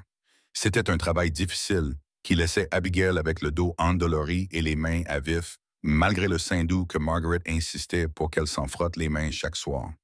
Mais c'était un travail honnête, et il y avait une certaine satisfaction à voir une pièce passer du désordre à la propreté, à regarder le pain laver dans le four, à savoir qu'elle gagnait sa vie plutôt que d'accepter la charité. Margaret s'est avérée être une excellente compagnie, pratique, chaleureuse et dotée d'un humour pince sans rire qui surprenait souvent Abigail. Elle tenait la pension depuis 3 ans, depuis que l'épidémie de typhoïde avait emporté ses 2 parents à une semaine d'intervalle. Ethan voulait que j'emménage chez lui, confia Margaret un matin, alors qu'elles étendaient le linge derrière la maison, leur souffle formant de la buée dans l'air froid. Il disait que je ne devrais pas diriger seul une entreprise en ville, que ce n'était pas convenable pour une femme. Mais je lui ai répondu que je deviendrais folle là-bas, avec pour seule compagnie le bétail et la prairie. Au moins ici, j'ai des gens autour de moi, du travail qui m'occupe. Ça a dû être difficile, dit Abigail en épinglant une chemise à la corde à linge. Perdre tes parents et devoir gérer tout ça toute seule. Difficile n'est pas le mot, répondit Margaret, le visage assombri. Mais on fait ce qu'il faut faire, n'est-ce pas? C'est ce que maman disait toujours. On met un pied devant l'autre et on continue d'avancer. Même tu ne vois pas où le chemin mène. Elle s'interrompit, la main immobile sur le drap qu'elle était en train d'accrocher. Je pense que tu comprends cela mieux que la plupart des gens, Abigail. Abigail comprenait. Elle avait mis un pied devant l'autre depuis la mort de son père et de sa sœur, à travers l'accident à l'usine, à travers la fuite de Boston, à travers la nouvelle dévastatrice qui l'avait accueillie à Sylvage Station. Continuez à marcher, continuez à avancer, car l'alternative était de s'allonger et de laisser le monde vous écraser. Oui, répondit-elle simplement. Elles travaillèrent en silence pendant un moment, en bonne entente. Le soleil d'automne était faible, mais agréable sur leur visage. Autour d'elles, Sylvage vaquait à ses occupations quotidiennes. Le bruit du marteau du forgeron provenant de la sellerie, le cliquetis des charrettes dans la rue principale, le mugissement lointain du bétail conduit quelque part. Ethan a demandé de tes nouvelles, dit Margaret avec désinvolture. Mais Abigail détecta une note d'intérêt prudent dans sa voix. Vraiment? Abigail s'efforça de garder un ton neutre, même si elle sentait quelque chose remuer dans sa poitrine. De la curiosité peut-être, ou simplement de la gratitude pour sa gentillesse constante. Il passe tous les 2 ou 3 jours sous un prétexte ou un autre. Il a besoin d'emprunter du sucre. Il veut savoir si j'ai besoin de quelque chose au magasin. Il passait par là et a pensé qu'il pourrait venir me dire bonjour. Les lèvres de Margaret sourirent d'un air entendu. Mon frère n'a jamais été particulièrement subtil. Abigail sentit ses joues s'empourprer. Je suis sûr qu'il se montre simplement amical. C'était l'ami de Thomas, et il se sent probablement obligé de... Oh, il se sent effectivement obligé, l'interrompit Margaret. Mais pas de la manière dont tu le penses. Ethan Winters ne fait rien par simple devoir. S'il prend de tes nouvelles, c'est parce qu'il le veut, pas parce qu'il se sent obligé de le faire. Avant qu'Abigail n'ait le temps de répondre, la porte arrière s'ouvrit et l'un des pensionnaires, M. Peterson, employé de banque, passa la tête. « Excusez-moi de vous interrompre, Mlle Margaret, mais quelqu'un souhaite voir Mlle Reed. » Le cœur d'Abigail fit un bond inexplicable. Elle échangea un rapide regard avec Margaret, puis se précipita à l'intérieur, lissant son tablier et repoussant une mèche de cheveux derrière son oreille. Dans la pièce principale de la pension se tenait Ethan, chapeau à la main, l'air légèrement mal à l'aise dans cet espace domestique. Son regard se posa immédiatement sur Abigail, et quelque chose dans son expression s'adoucit. « Mademoiselle Reed, j'espère que je ne vous dérange pas dans votre travail. »« Pas du tout, » répondit Abigail, très consciente de la présence de Margaret, qui se tenait dans l'embrasure de la porte derrière elle, ne faisant aucun effort pour dissimuler qu'elle écoutait. Tout va bien? Oui, très bien. C'est juste que j'étais en ville et j'ai pensé. Il s'interrompit, puis sembla se ressaisir. Je me demandais si vous auriez le temps cet après-midi de m'accompagner à la mine. J'aimerais discuter d'une chose avec vous. Une proposition, en quelque sorte. Margaret émit un petit son étouffé qui aurait pu être un rire. Abigail lui lança un regard réprobateur avant de se tourner à nouveau vers Ethan. Une proposition? Une proposition d'affaires? Précisa rapidement Ethan, un léger rougissement lui montant au cou. À propos d'un emploi rémunéré, ajouta-t-il, comme s'il craignait qu'elle puisse penser autre chose. La curiosité d'Abigail était désormais à son comble. Je suppose que je peux vous consacrer 1 heure ou 2 cet après-midi, Margaret. Oh, allez-y, dit Margaret en agitant la main d'un air désinvolte. Je peux m'arranger pour quelques heures. Dieu sait que vous avez travaillé assez dur. Vous méritez une pause. Et ainsi, 1 heure plus tard, Abigail se retrouva à nouveau assise à côté d'Ethan dans son chariot, alors qu'ils quittaient la ville. Elle avait enfilé sa plus belle robe, la grise, et avait attaché ses cheveux avec plus de soin que d'habitude, se disant qu'il s'agissait simplement d'être présentable pour une discussion d'affaires. L'après-midi de fin octobre était frais et clair, le ciel d'un bleu impossible du Colorado, l'herbe de la prairie ondulant comme de l'eau dans la brise, les montagnes lointaines se dressant comme des sentinelles à l'horizon. Vous vous demandez probablement de quoi il s'agit, dit Ethan, après avoir roulé quelques minutes en silence. Cette pensée m'avait traversé l'esprit, admit Abigail en lui offrant un petit sourire. Il resta silencieux un instant, comme s'il choisissait ses mots avec soin. Vous savez, j'ai une mine d'argent à environ 8 km de la ville. Elle s'appelle la mine Blue Creek. Elle n'est pas aussi grande que certaines exploitations de la région, mais c'est une bonne mine. Elle est productive. Abigail acquiesça, se demandant où cela allait mener. Le fait est, poursuivit Ethan, que je dirige seul l'exploitation minière depuis la mort de mon associé. Pas Thomas. Il ne travaillait là que de temps en temps. Mon associé était un homme du nom de Frank Morton, un homme bien. Il connaissait mieux que quiconque dans la région l'exploitation minière. Il est mort au printemps dernier, un éboulement, comme pour Thomas. Je suis désolé, dit Abigail, entendant la douleur dans sa voix. Merci. Le fait est que je gère moi-même les aspects commerciaux depuis lors, et je ne suis pas très doué pour cela. Je peux m'occuper de l'exploitation minière, des hommes, de l'équipement, des aspects pratiques, mais la comptabilité, la paperasse, tout cela est un vrai casse-tête. Il lui jeta un coup d'œil, ses yeux bleus sérieux.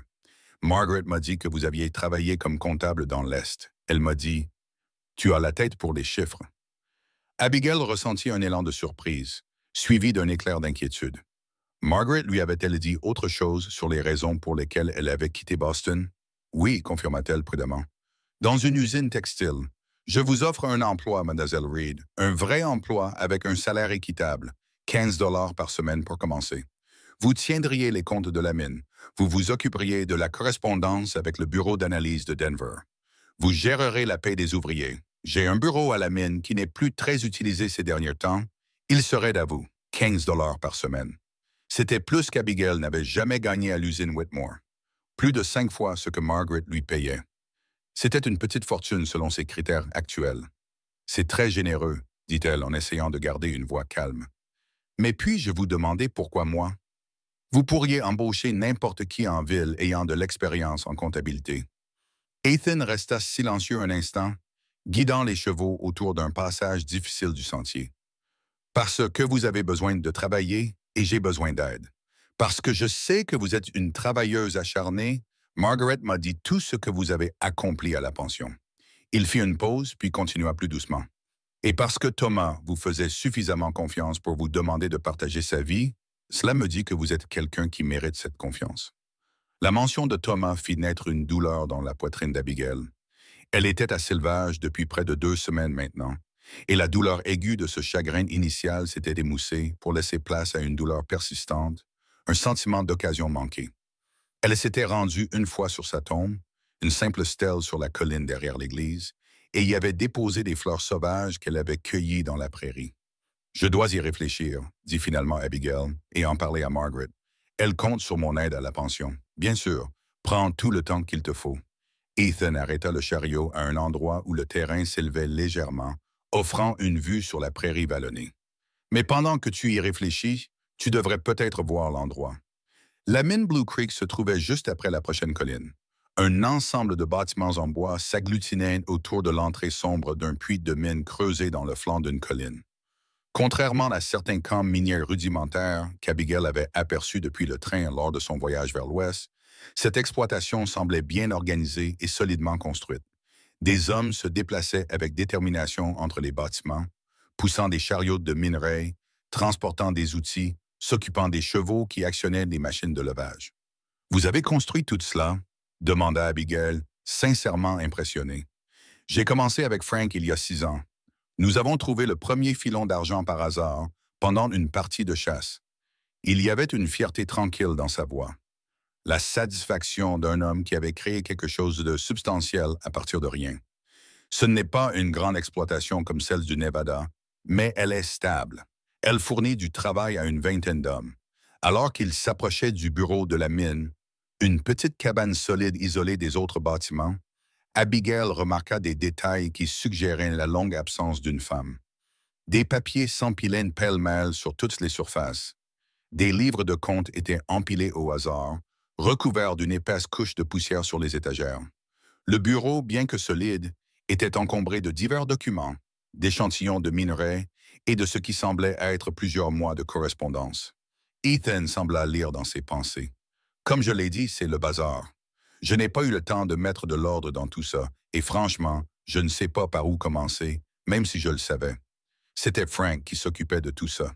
Il l'aida à descendre du chariot, et Abigail fut à nouveau frappée par la solidité et la chaleur de sa main, par la facilité avec laquelle il la stabilisait. Elle serra son châle contre elle pour se protéger de la fraîcheur de l'après-midi et le suivit dans le bureau. La porte coinça légèrement lorsqu'Ethan l'ouvrit d'un coup d'épaule. « Il faut la réparer », dit-il avec un sourire rouquin. Une chose de plus sur une longue liste.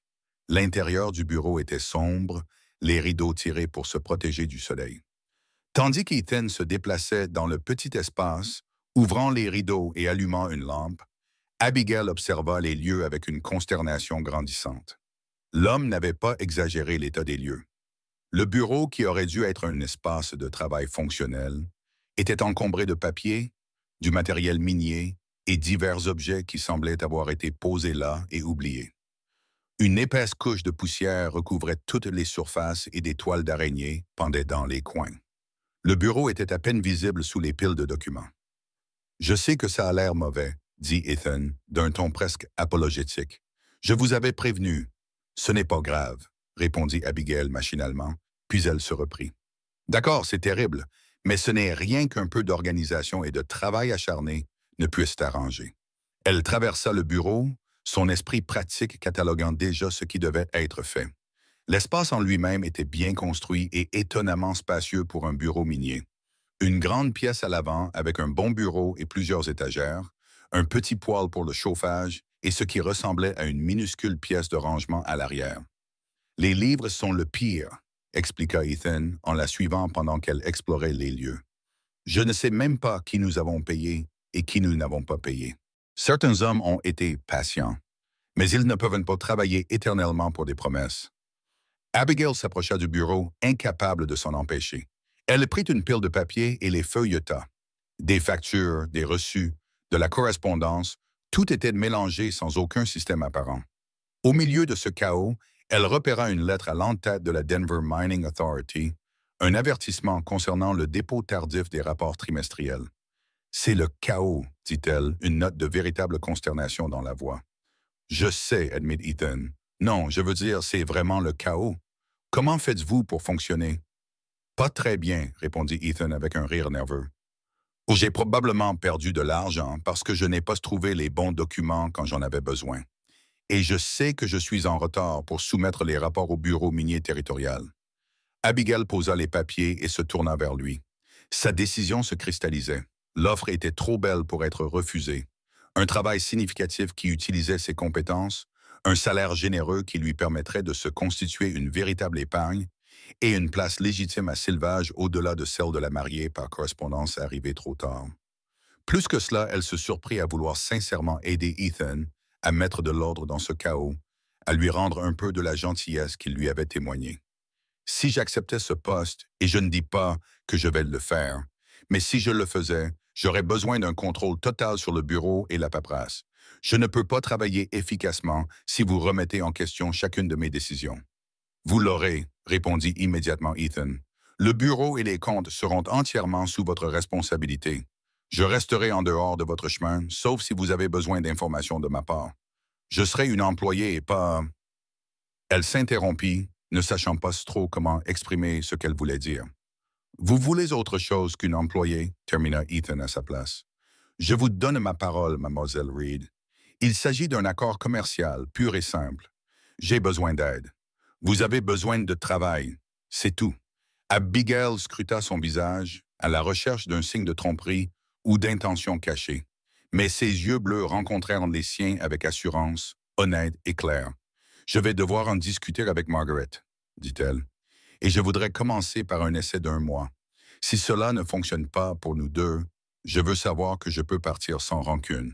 Si cela ne fonctionne pas pour l'un ou l'autre d'entre nous, je dois savoir que je peux partir sans rancune. » D'accord. Ethan lui tendit la main. « C'est oui, alors? » Abigail regarda sa main tendue, calière et marquée par le dur labeur, ferme et honnête. Elle pensa à la chambre exiguë de la pension, aux 3 $ par semaine qu'elle gagnait, à l'avenir limité que cette voie lui offrait. Puis elle pensa à ce bureau, à cette opportunité qui avait besoin d'elle, à cet homme qui lui offrait un vrai salaire et une vraie opportunité. Elle avait pris un énorme risque en répondant à l'annonce de Thomas Garrison. Ce pari avait échoué, sans que ce soit de sa faute. Mais peut-être, juste peut-être, elle avait encore un pari à faire. Abigail posa sa main dans celle d'Ethan, sentant la chaleur et la force de sa poigne. « Oui, je vais essayer pendant 1 mois. » Le sourire qui illumina le visage d'Ethan le transforma, effaçant des années de chagrin et de difficultés et révélant l'homme plus jeune et plus léger qu'il avait dû être autrefois. « Vous ne le regretterez pas, mademoiselle Reed, je vous le promets. » Le trajet de retour vers la ville fut rempli de détails pratiques. Quand elle commencerait, de quoi elle aurait besoin, à quelle fréquence elle serait attendue à la mine. Ethan était clairement soulagé d'avoir pris cette décision et il parlait plus librement qu'Abigail ne l'avait jamais entendu auparavant, décrivant le fonctionnement de la mine et ses espoirs pour l'avenir. Nous venons d'ouvrir un nouveau tunnel qui semble prometteur. Si les résultats des analyses sont bons, nous devrons peut-être embaucher plus de personnel d'ici le printemps. C'est une bonne nouvelle, dit Abigail, sincèrement intéressée. La mine était clairement la passion d'Ethan et son enthousiasme était contagieux. C'est possible. Les prix de l'argent sont stables depuis la panique de 73 et la demande est forte. Il lui jeta un coup d'œil, une pointe d'incertitude traversant son visage. Cela vous dérange-t-il de travailler dans une exploitation minière? Je sais que c'est différent de ce à quoi vous êtes habitué. Abigail réfléchit à la question. 1 mois plus tôt, elle n'aurait jamais imaginé travailler dans une mine d'argent dans le territoire du Colorado.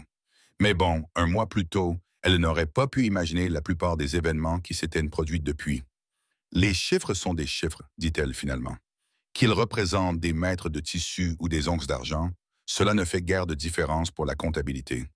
Lorsqu'ils arrivèrent à la pension, Ethan aida Abigail à descendre du chariot. « Vous pouvez commencer lundi si cela vous convient. Je demanderai à quelqu'un de vous apporter les documents les plus urgents demain afin que vous puissiez commencer à vous organiser ici si vous le souhaitez. » « Lundi, c'est parfait, » confirma Abigail, envahie par un étrange mélange d'excitation et d'appréhension. « Merci pour cette opportunité, Ethan. Je ne vous décevrai pas. Je sais que vous ne le ferez pas. » Elle le regarda s'éloigner, puis se retourna et vit Margaret debout dans l'embrasure de la porte, les bras croisés et un sourire entendu sur les lèvres. Margaret dit alors, « Mon frère vous a fait une offre commerciale, » insista Abigail en suivant Margaret à l'intérieur. Une affaire.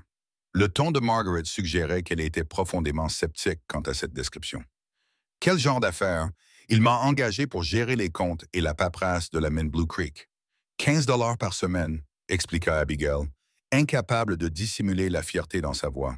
« Je commence lundi. » Margaret haussa les sourcils. « 15 $? C'est plus que ce que gagne un enseignant. Je sais que cela semble excessif, » dit Abigail, soudain craignant que Margaret ne pense qu'elle était indécente d'accepter une offre aussi généreuse. Mais vous devriez voir l'état de son bureau, Margaret. C'est un désastre. Il n'a pas rempli de rapport depuis des mois. Il ne sait même pas qui il a payé et qui il n'a pas payé. Oh, je ne doute pas que ce soit le chaos, répondit Margaret, en se dirigeant vers la cuisine pour commencer à préparer le repas du soir.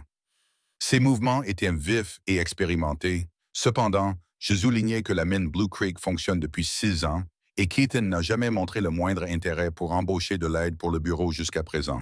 Et puis vous arrivez en ville et soudain, il a désespérément besoin d'un comptable. Le bureau est dans un état épouvantable, protesta Abigail en la suivant. Il a vraiment besoin d'aide. Oh, je n'en doute pas non plus. Les comptes de Blue Creek sont probablement en désordre depuis la mort de Frank. Cela fait des mois que je dis à Ethan d'embaucher quelqu'un, mais il a toujours refusé. L'expression de Margaret s'adoucit jusqu'à présent. Abigail ne savait pas trop comment réagir. L'implication était claire, mais elle n'était pas prête à l'envisager.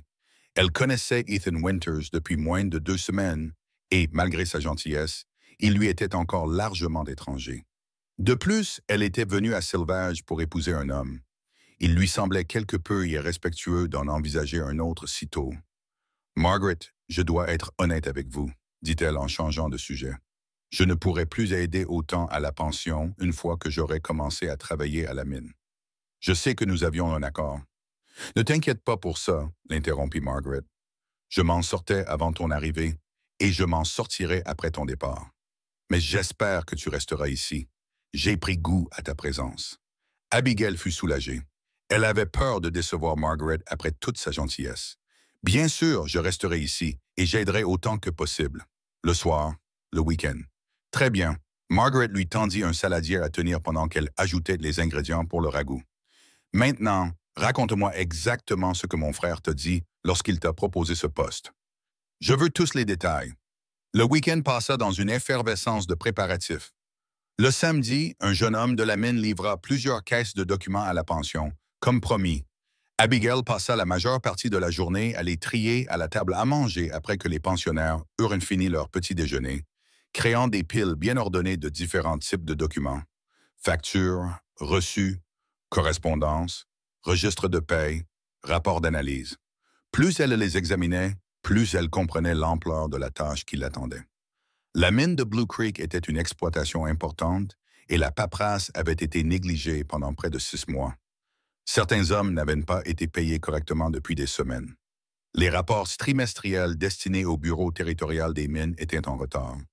Le bureau d'analyse de Denver avait envoyé 3 lettres de plus en plus sévères au sujet d'échantillons soumis sans documentation appropriée.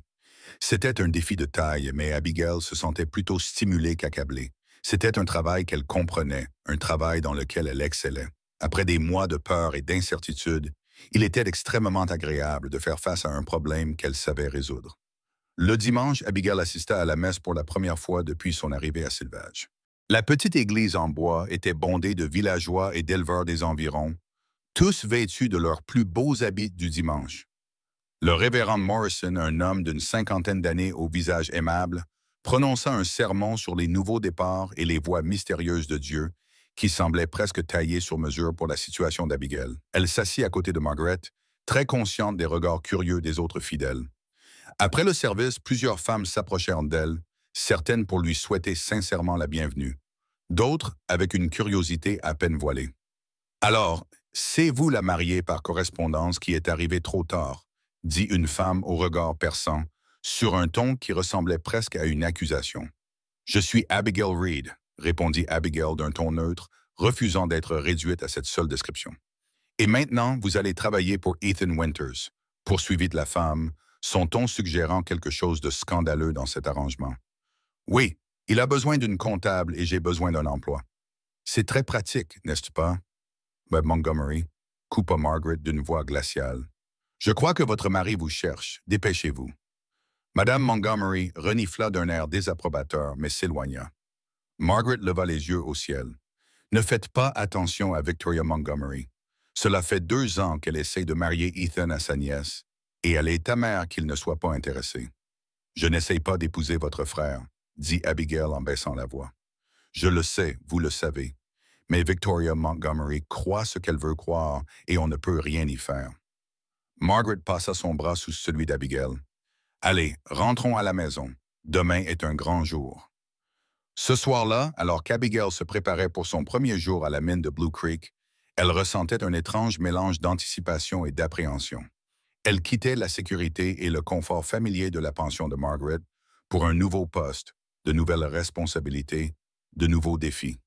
C'était un nouveau saut dans l'inconnu, un nouveau pari sur un avenir qu'elle ne pouvait prédire. Mais après tout, c'était ce qu'elle avait fait lorsqu'elle avait quitté Boston, lorsqu'elle avait répondu à l'annonce de Thomas Garrison. Chaque pas en avant exigeait de croire en quelque chose qui dépassait la certitude. Et c'était peut-être cela, la vie. Une série de pas faits avec foi, sans jamais savoir vraiment où ils mèneraient, mais en ayant confiance que continuer était mieux que rester immobile. Le lundi matin, le jour se leva, clair et froid, le givre scintillant sur les fenêtres comme des diamants éparpillés. Abigail s'habilla soigneusement dans sa robe de travail grise, attacha ses cheveux en un chignon pratique et vérifia son petit réticule pour s'assurer qu'elle avait tout ce qu'elle avait acheté au magasin général samedi. Des crayons, un petit livre de comptes et quelques autres articles essentiels. Elle prit son petit déjeuner avec les pensionnaires, acceptant leurs bons vœux pour son nouveau poste avec des remerciements discrets. Margaret lui avait préparé un déjeuner, du pain, du fromage et une pomme, qu'Abigail glissa dans son sac à main à côté de ses autres affaires. « Ethan devrait arriver d'une minute à l'autre, » dit Margaret en regardant l'horloge sur la cheminée. « Il est généralement ponctuel, surtout pour les choses importantes. » Comme si ces paroles l'avaient convoqué, ils entendirent le bruit d'un chariot dehors, puis, quelques instants plus tard, quelqu'un frappa à la porte. Ethan se tenait sous le porche, chapeau à la main, vêtu d'une tenue de travail propre, ses cheveux bruns encore humides après avoir été lavés. « Bonjour, dit-il, ses yeux se posant immédiatement sur Abigail. « Prête pour ton premier jour? »« Aussi prête que possible, » répondit-elle en rassemblant ses affaires. Les adieux avec Margaret furent brefs mais chaleureux, accompagnés de promesses de partager les détails de la journée lors du dîner ce soir-là. Puis Abigail monta dans le chariot à côté d'Ethan, son petit réticule serré dans les mains, pour se lancer dans un nouveau départ. Alors qu'ils quittaient la ville, le soleil levant peignait la prairie de nuances dorées et ambrées.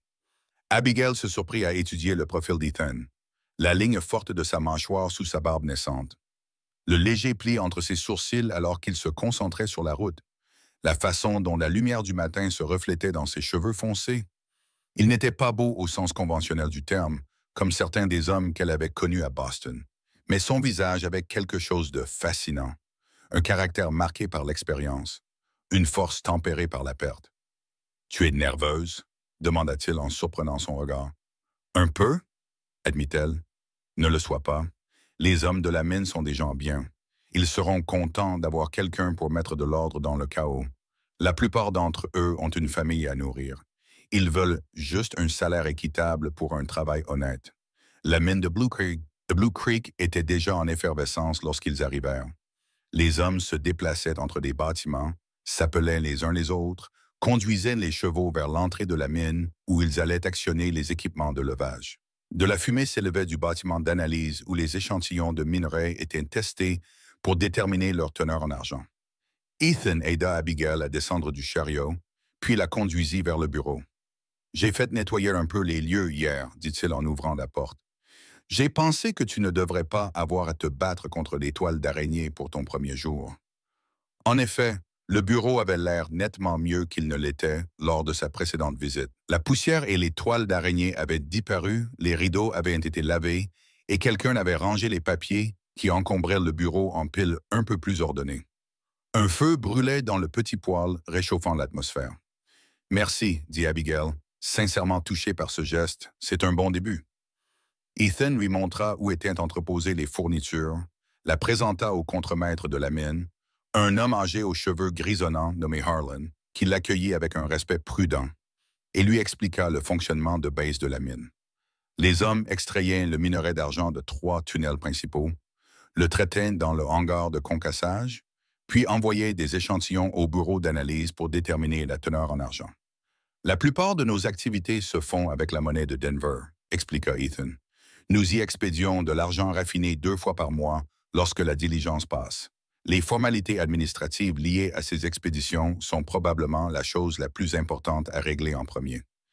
Abigail acquiesça, prenant mentalement note. Et les salaires? Les hommes sont payés toutes les 2 semaines. Le prochain jour de paie est vendredi, mais je ne sais pas exactement qui doit recevoir quoi. Certains d'entre eux ont tenu leur propre comptabilité. Je vais m'en occuper en priorité. Abigail répondit. Personne ne devrait travailler sans être correctement payé. Je vous en suis reconnaissant, répondit Ethan, l'air soulagé. Je vous laisse vous en occuper. Je dois aller voir le nouveau tunnel. Le bureau est à votre disposition. Organisez-le comme bon vous semble. Restée seule, Abigail ôta son manteau et le suspendit à un crochet près de la porte. Elle examina le bureau encombré d'un œil critique, puis retroussa ses manches et se mit au travail. À midi, elle avait déjà bien avancé. Elle avait classé les papiers par catégories cohérentes, déniché le registre des salaires qui étaient enfouis sous une pile de rapports d'analyse et commencé à déterminer qui devait quoi. Ce travail était satisfaisant par sa clarté. Les chiffres ne mentent pas, et il y avait quelque chose de profondément apaisant à mettre de l'ordre dans le chaos. Elle était tellement absorbée par sa tâche qu'elle sursauta lorsque la porte s'ouvrit.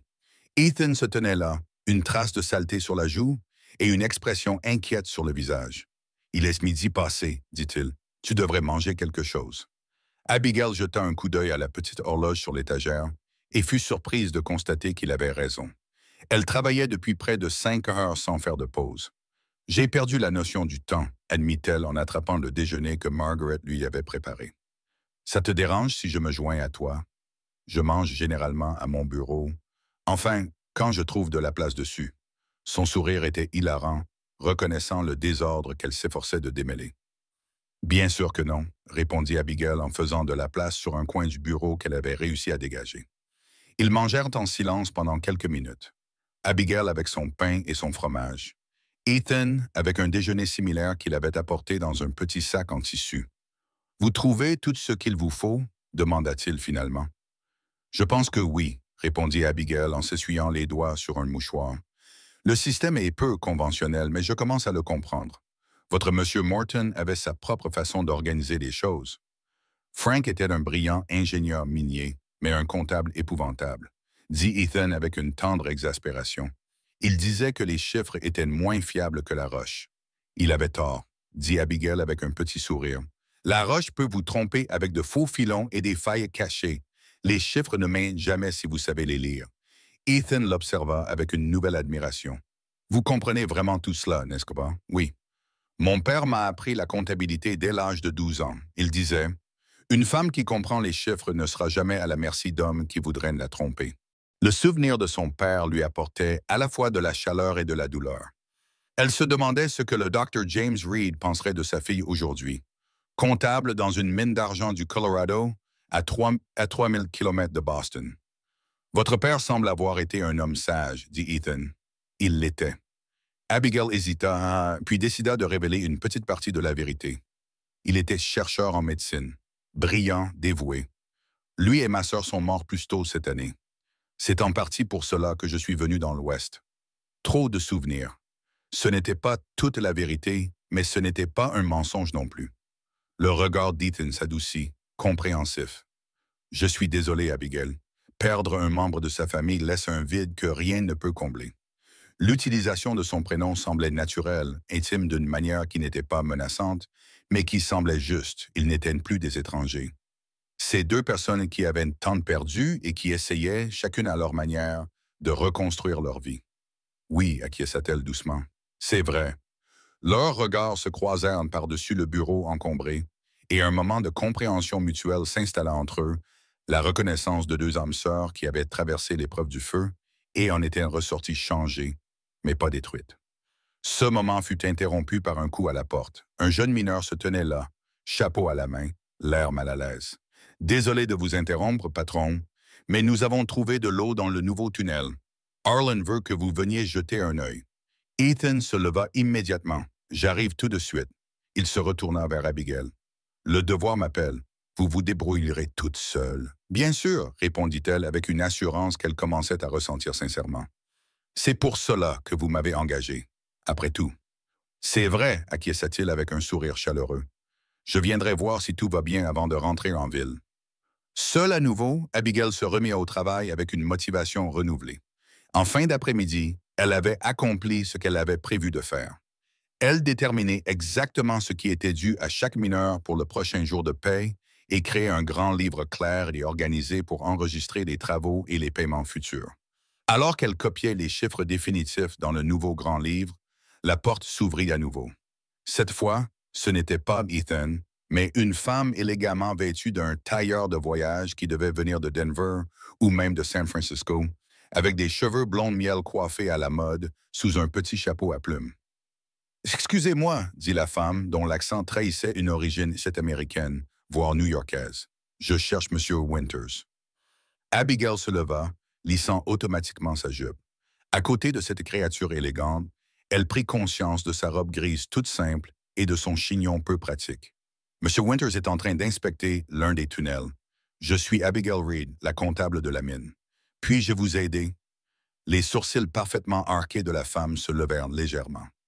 La comptable de la mine, comme c'est inhabituel. Son regard balaya Abigail, à la fois évaluateur et dédaigneux. Je suis Victoria Montgomery. Mon mari est le juge Montgomery de la Cour territoriale. Nous envisageons d'investir dans la mine Blue Creek et je voulais la voir de mes propres yeux avant de prendre une décision. Abigail reconnut le nom Montgomery. La femme aux traits anguleux qu'elle avait rencontrée à l'église était la tante par alliance de Victoria, Madame Agnes Montgomery, celle que Margaret avait si brusquement rejetée. Victoria était la nièce biologique du juge Montgomery, la fille de son frère décédé, amenée à Sauvage pour l'aider à gérer ses affaires. La ressemblance et les manières de Victoria avec son oncle, sinon avec sa tante, étaient frappantes. « Je vois, » dit Abigail avec prudence. « Monsieur Winters n'a pas mentionné d'investisseur potentiel. »« C'est une évolution récente, » dit Victoria en s'avançant dans le bureau, ses doigts gantés effleurant le bureau, comme pour vérifier s'il y avait de la poussière. « Mon oncle, le juge James Montgomery, cherche à diversifier ses avoirs, et l'argent est une valeur stable. En tant que nièce et conseillère financière, j'ai été chargé d'évaluer les investissements potentiels sur l'ensemble du territoire. Mais je dois dire que si les affaires financières de l'esprit sont dans le même état que ce bureau semble l'être, je vais peut-être devoir reconsidérer ma recommandation. » Il y avait quelque chose dans son ton, une supériorité froide, un mépris calculé qui piqua Abigail au vif. « Les comptes sont en cours de réorganisation, dit-elle d'une voix plus ferme qu'elle ne l'aurait voulu. Monsieur Winters vient de m'engager pour régler ses problèmes. Vraiment? » Le sourire de Victoria était narquois. « Et quelles sont vos qualifications pour occuper un tel poste, mademoiselle Reed? Ou devrais-je dire mademoiselle? J'ai travaillé comme comptable dans une usine textile à Boston pendant 4 ans. » Boston? L'intérêt de Victoria semblait soudain plus sincère. « J'y ai fait mes études à l'école pour jeunes filles de mademoiselle Porter. »« Et vous? »« Au séminaire à Burnethy? » répondit Abigail, citant une école respectable, mais moins exclusive que la prestigieuse école de mademoiselle Porter. Alors même qu'elle prononçait ces mots, elle se demanda si Victoria Montgomery avait des relations avec la famille Whitmore ou d'autres membres de la société bostonienne. Cette pensée lui donna des frissons dans le dos. « Je ne crois pas en avoir entendu parler, » dit Victoria, laissant clairement entendre que si elle n'en avait pas entendu parler, cela ne valait pas la peine d'être connu. Mais Boston compte tellement de petites écoles. Avant qu'Abigail n'ait pu répondre, la porte s'ouvrit à nouveau et Ethan entra, l'air fatigué et couvert de poussière après son travail dans la mine. Il s'arrêta net en voyant Victoria Montgomery debout dans son bureau. « Mademoiselle Montgomery, » dit-il, la surprise perceptible dans sa voix. « Je ne vous attendais pas. »« Manifestement, » répondit Victoria avec un sourire qui transforma son visage, déjà beau, en un visage radieux. « Mais j'étais dans le coin et j'ai pensé venir voir cette fameuse mine dans laquelle mon oncle envisage d'investir. » Ethan jeta un coup d'œil à Abigail, puis revint vers Victoria. « Votre oncle envisage d'investir. C'est la première fois que j'en entends parler. Oncle James préfère étudier minutieusement les investissements potentiels avant d'approcher les propriétaires, » expliqua Victoria avec aisance. « Il m'a demandé de faire quelques recherches préliminaires pendant mon séjour à Sauvage. » Ethan resta sceptique, mais ses manières étaient impeccables. « Eh bien, vous êtes à la bienvenue, même si une mine n'est pas vraiment un endroit pour une dame. Les tunnels sont humides, sombres et dangereux. » Victoria rit, d'un rire mélodieux qui semblait étudié pour faire effet. Monsieur Winters, j'ai accompagné mon oncle dans des exploitations minières du Montana à l'Arizona. Je vous assure que je n'ai pas peur d'un peu de saleté. Comme vous voulez, dit Ethan. Il se tourna vers Abigail. Mademoiselle Reed, souhaitez-vous vous joindre à nous? Il pourrait être utile pour vous de voir le fonctionnement réel de la mine. Abigail hésita. D'un côté, elle était curieuse de voir la mine elle-même, n'ayant vu que les opérations en surface. D'un autre côté, elle était très consciente de son apparence ordinaire, à côté de l'élégance de Victoria Montgomery, et n'avait aucune envie de prolonger cette comparaison inconfortable. « Merci, mais je dois finir d'organiser ces registres de paye, dit-elle. Les hommes doivent être payés correctement vendredi. » Bien sûr, acquiesça Ethan, l'air impassible. Nous reviendrons bientôt et nous pourrons ensuite nous rendre en ville. Alors qu'il partait, Abigail ne put s'empêcher de remarquer la façon dont Victoria Montgomery posait sa main sur le bras d'Ethan avec une familiarité désinvolte, ou la façon dont elle penchait la tête vers lui lorsqu'elle lui posait une question sur la mine. Ils formaient un couple saisissant. Lui, grand et d'une beauté sauvage, elle, petite et d'une beauté élégante. Abigail se retourna vers ses registres, se disant que le vide dans son estomac n'était que de la faim, et non les prémices de quelque chose qui ressemblait dangereusement à de la jalousie. Après tout, de quel droit pouvait-elle se sentir possessive envers Ethan Winters? Il était son employeur, rien de plus, et la gentillesse qu'il lui avait témoignée ne signifiait rien de plus que la simple décence humaine. Elle se concentra à nouveau sur son travail, déterminée à ne pas s'attarder sur ses pensées concernant Ethan Winters et Victoria Montgomery qui parcouraient ensemble son esprit. Lorsqu'il revint en près d'une heure plus tard, Abigail avait terminé les registres de paye et commencé à organiser la correspondance avec la monnaie de Denver. Victoria entra la première, son élégant tailleur de voyage désormais taché de saleté, ce qui ne faisait que rehausser sa beauté, lui donnant un air charmant et débraillé plutôt que simplement négligé. Elle riait à une remarque d'Ethan, les yeux brillants d'une excitation qui semblait sincère. « C'est absolument fascinant, Monsieur Winters. Je ne savais pas que le processus était si complexe. Oncle James sera très impressionné quand je lui parlerai du nouveau filon que vous avez découvert. » Ethan la suivit, l'air satisfait malgré lui. « Blue Creek nous a été favorable. Si le nouveau filon s'avère aussi riche que le suggèrent les analyses préliminaires, nous pourrions doubler la production d'ici le printemps. » « Excellente nouvelle, » dit Victoria. Elle se tourna vers Abigail comme si elle venait de se souvenir de sa présence. « Mademoiselle Reed, je crains de devoir vous quitter. Ce fut un plaisir de vous rencontrer. Je suis sûr que vous apporterez une structure bien nécessaire à l'entreprise de M. Winters. » La pause avant le mot « structure » contenait une insinuation qui fit rougir Abigail. « Merci, Mademoiselle Montgomery. C'est mon intention. »« Victoria, je vous en prie, » insista la femme avec un sourire qui n'atteignait pas ses yeux. « Nous sommes pratiquement voisins maintenant. Je séjourne chez ma tante et mon oncle pendant mon séjour à Sylvage, juste en bas de la rue où se trouve la pension où vous résidez, si j'ai bien compris. »« Comme c'est pratique, » dit Abigail, imitant le ton froid de Victoria. « N'est-ce pas? » Victoria se tourna vers Ethan. « Monsieur Winters, Ethan, j'espère que vous viendrez nous rendre visite bientôt. Oncle James aimerait beaucoup discuter plus en détail de la mine et tante Victoria prévoit un petit dîner la semaine prochaine. Rien de formel, juste quelques amis. Vous devez venir. Je verrai si je peux venir, répondit Ethan sans s'engager. Maintenant, si vous voulez bien nous excuser, Mademoiselle Reed et moi devons retourner en ville avant la tombée de la nuit. Bien sûr. Victoria tendit la main à Ethan, qui la serra brièvement. À la prochaine fois. Après son départ, un silence s'installa dans le bureau. Ethan passa une main dans ses cheveux, les rendant encore plus ébouriffés qu'auparavant. « Je m'excuse pour cette interruption, » dit-il finalement. « Victoria Montgomery a le don d'apparaître là où on s'y attend le moins. »« Ne vous excusez pas, » répondit Abigail en rassemblant ses affaires. « Elle semble intéressante, » dit Ethan avec un sourire qui pouvait être interprété comme de l'amusement. « C'est une façon de voir les choses. Son oncle, le juge Montgomery, est l'un des hommes les plus puissants du territoire. La famille Montgomery possède la moitié des entreprises de Sylvage et détient des intérêts dans des mines à travers tout le Colorado. Elle s'intéresse également à Blue Creek. Apparemment, dit Ethan, bien que son ton suggère un certain scepticisme, c'est la première fois que j'en entends parler. Le juge Montgomery n'est pas connu pour sa subtilité. S'il voulait investir, je m'attendrais à ce qu'il m'approche directement et non pas envoyer sa nièce en mission de reconnaissance. Peut-être avait-elle d'autres raisons de venir, suggéra Abigail avant de pouvoir s'en empêcher. Les yeux d'Athènes croisèrent les siens et un éclair de compréhension passa entre eux. Peut-être, acquiesça-t-il d'un ton neutre. Mais quelles que soient les intentions de Mlle Montgomery, je me concentre sur la bonne gestion de cette mine, ce qui implique désormais de m'assurer que ma comptable rentre en ville en toute sécurité avant la tombée de la nuit. Prête? Le trajet de retour vers Sylvage fut plus calme que celui du matin.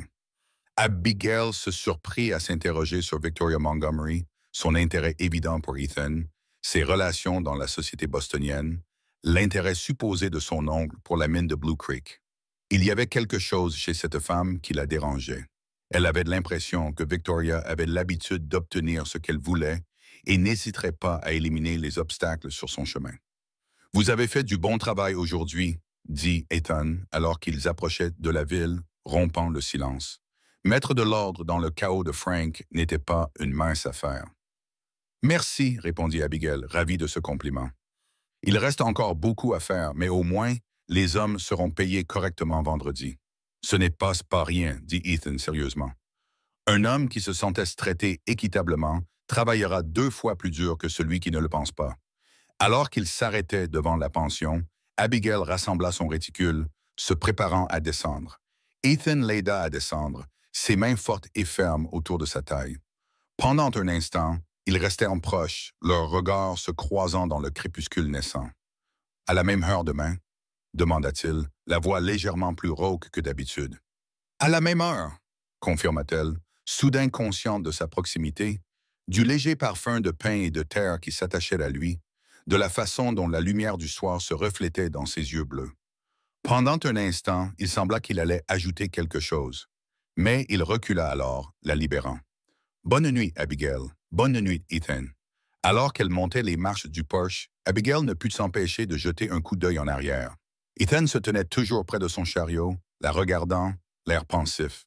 Elle leva la main en signe d'adieu et il lui rendit son geste avant de remonter dans le chariot et de s'éloigner. À l'intérieur, Margaret attendait, impatiente d'avoir des détails sur la première journée d'Abigail. Abigail s'exécuta, décrivant l'état du bureau, les progrès qu'elle avait accomplis avec les registres de paye et ses projets pour organiser le reste de la paperasse au cours des jours suivants. « Et as-tu rencontré quelqu'un d'intéressant ?» demanda Margaret avec un air faussement désinvolte alors qu'elles préparaient le dîner ensemble. « Ton frère a l'esprit très occupé, » répondit Abigail, feignant de ne pas comprendre. « Le contremaître, M. Harland, semble très compétent, mais je n'ai pas beaucoup interagi avec les autres ouvriers. »« Ce n'est pas ce que je voulais dire, et tu le sais, » dit Margaret, en donnant un petit coup de coude à Abigail. « Y a-t-il eu des visiteurs à la mine aujourd'hui? » Abigail hésita, puis soupira. « Victoria Montgomery est soissée. Elle a dit que son oncle envisageait d'investir dans Blue Creek. » Margaret haussa les sourcils. « Vraiment? Comme c'est pratique que l'intérêt du juge Montgomery coïncide avec ton premier jour à la mine. Que veux-tu dire? » Victoria essaie d'attirer l'attention d'Ethan depuis son arrivée de New York il y a 6 mois.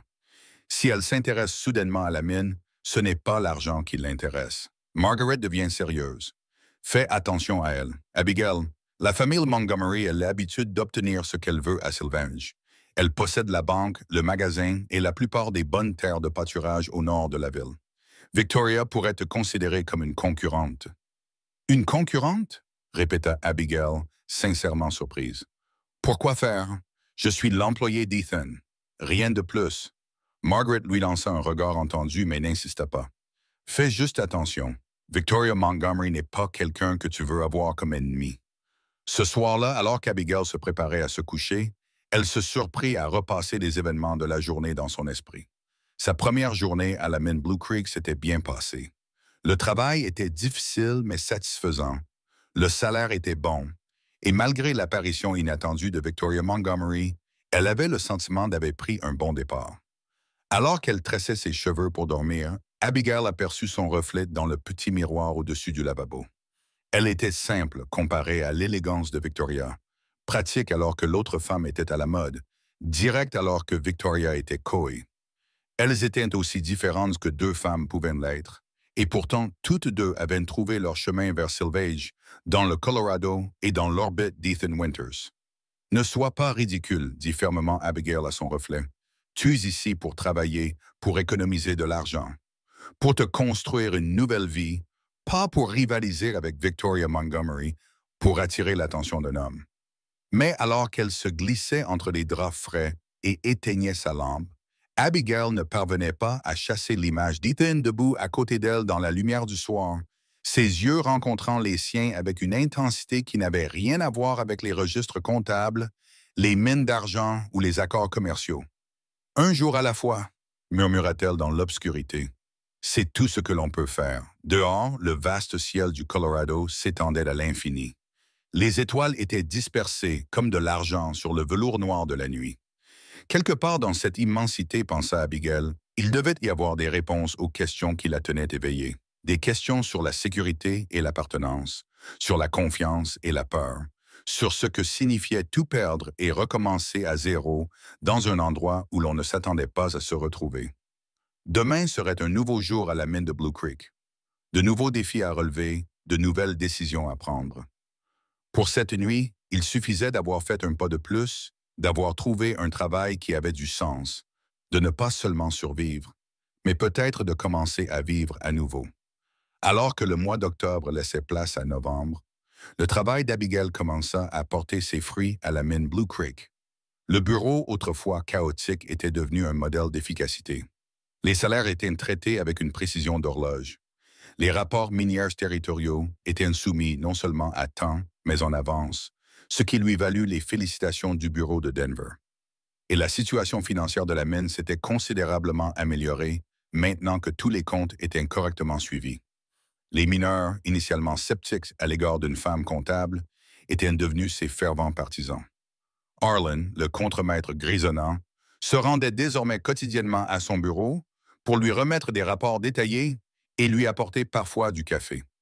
Il avait été le premier à lui tirer son chapeau dans la cour, et les autres avaient rapidement suivi son exemple. « C'est la première fois que je suis payé correctement depuis 6 mois », avait commenté l'un d'eux à portée de voix d'Ethan. « Cette nouvelle femme vaut son pesant d'argent. » Ethan lui-même semblait transformé par l'ordre qu'elle avait mis dans son entreprise. Ses épaules étaient moins tendues, il souriait plus facilement et il avait pris l'habitude de s'attarder dans son bureau pendant le déjeuner, discutant des livres qu'ils avaient tous deux lus ou partageant des anecdotes sur ses débuts dans le territoire du Colorado. Ces moments tranquilles étaient devenus précieux pour Abigail, même si elle prenait soin de ne pas trop examiner ses sentiments. Elle était venue dans l'Ouest pour trouver la sécurité, pas pour s'embarquer dans une relation et certainement pas pour les complications qui semblaient se profiler avec l'arrivée de Victoria Montgomery et l'intérêt que son puissant oncle portait à Blue Creek. Un après-midi, début novembre, Ethan s'arrêta à la porte de son bureau, l'air inhabituellement sérieux. À la mine, les journées d'Abigail étaient remplies par le travail extrêmement satisfaisant qui consistait à mettre de l'ordre dans le chaos. Le système comptable de Blue Creek se transformait lentement sous ses mains expertes. Les salaires étaient désormais traités efficacement.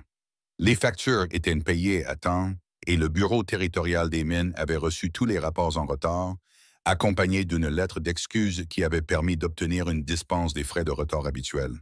Les mineurs, initialement sceptiques à l'égard d'une femme comptable, s'étaient réchauffés à son égard après avoir reçu leur salaire correctement et à temps. Certains lui faisaient même un signe de la tête lorsqu'ils la voyaient, et Arlen, le contremaître grisonnant, avait pris l'habitude de s'arrêter au bureau pour fournir des rapports détaillés sur les progrès réalisés chaque jour. Ces informations se sont avérées inestimables pour la comptabilité de plus en plus précise d'Abigail.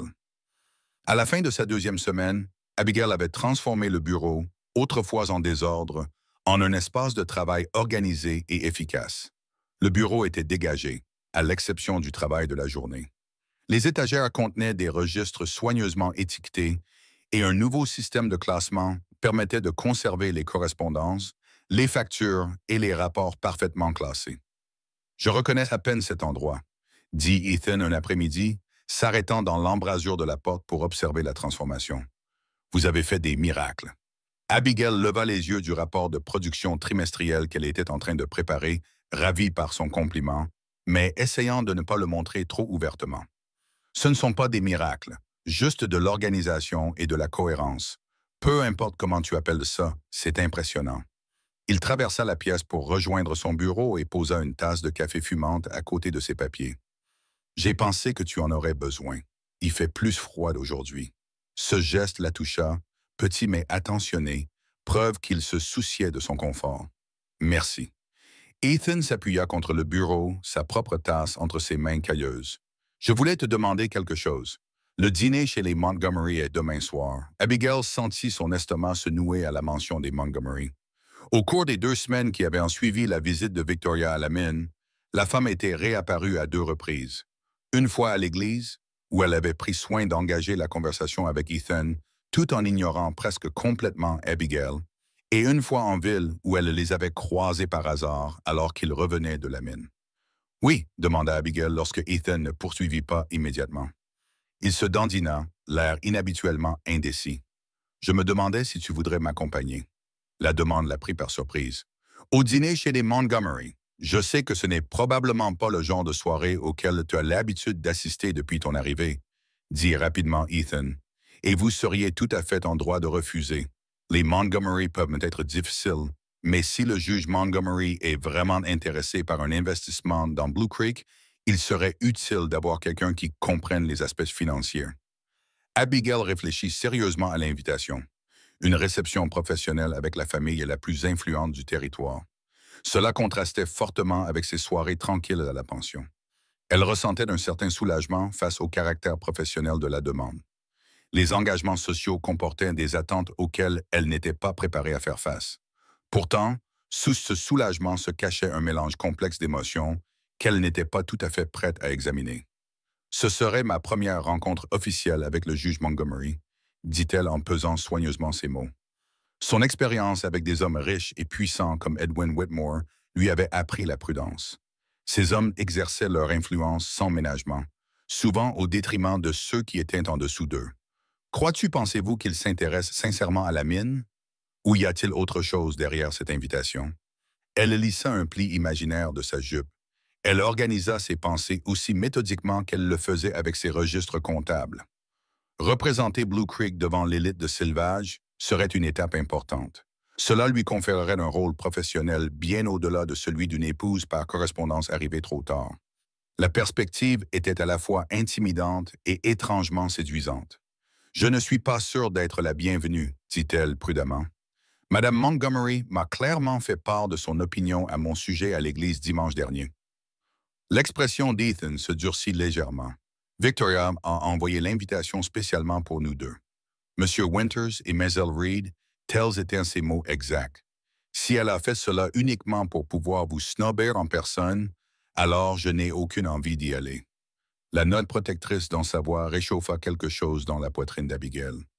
Je ne voudrais pas être la raison pour laquelle tu rates une opportunité commerciale potentielle. Il y aura d'autres opportunités, dit Ethan fermement. De meilleures avec des gens qui ne jouent pas au chat et à la souris. Abigail réfléchit un instant. Une partie d'elle voulait refuser afin d'éviter la maison des Montgomery, l'hostilité à peine voilée de Victoria et la comparaison inévitable entre ses vêtements simples et la garde-robe élégante de Victoria. Mais une autre partie, plus forte, refusait de se cacher. Elle n'avait pas fui à 3000 miles à l'ouest pour se recroqueviller devant quelqu'un comme Victoria Montgomery. « J'irai, décida-t-elle, mais je crains de ne rien avoir à me mettre pour un dîner. » Le visage d'Ethan s'illumina d'un sourire qui fit battre son cœur. « Ne t'inquiète pas pour ça. D'après ce que m'a dit Margaret, la moitié des femmes de Sylvage sont allées voir la nouvelle couturière qui s'est installée le mois dernier. Apparemment, elle peut faire des miracles avec les robes existantes. Je n'en ai que 2, et aucune n'a rien de spécial, Emma Abigail. » Margaret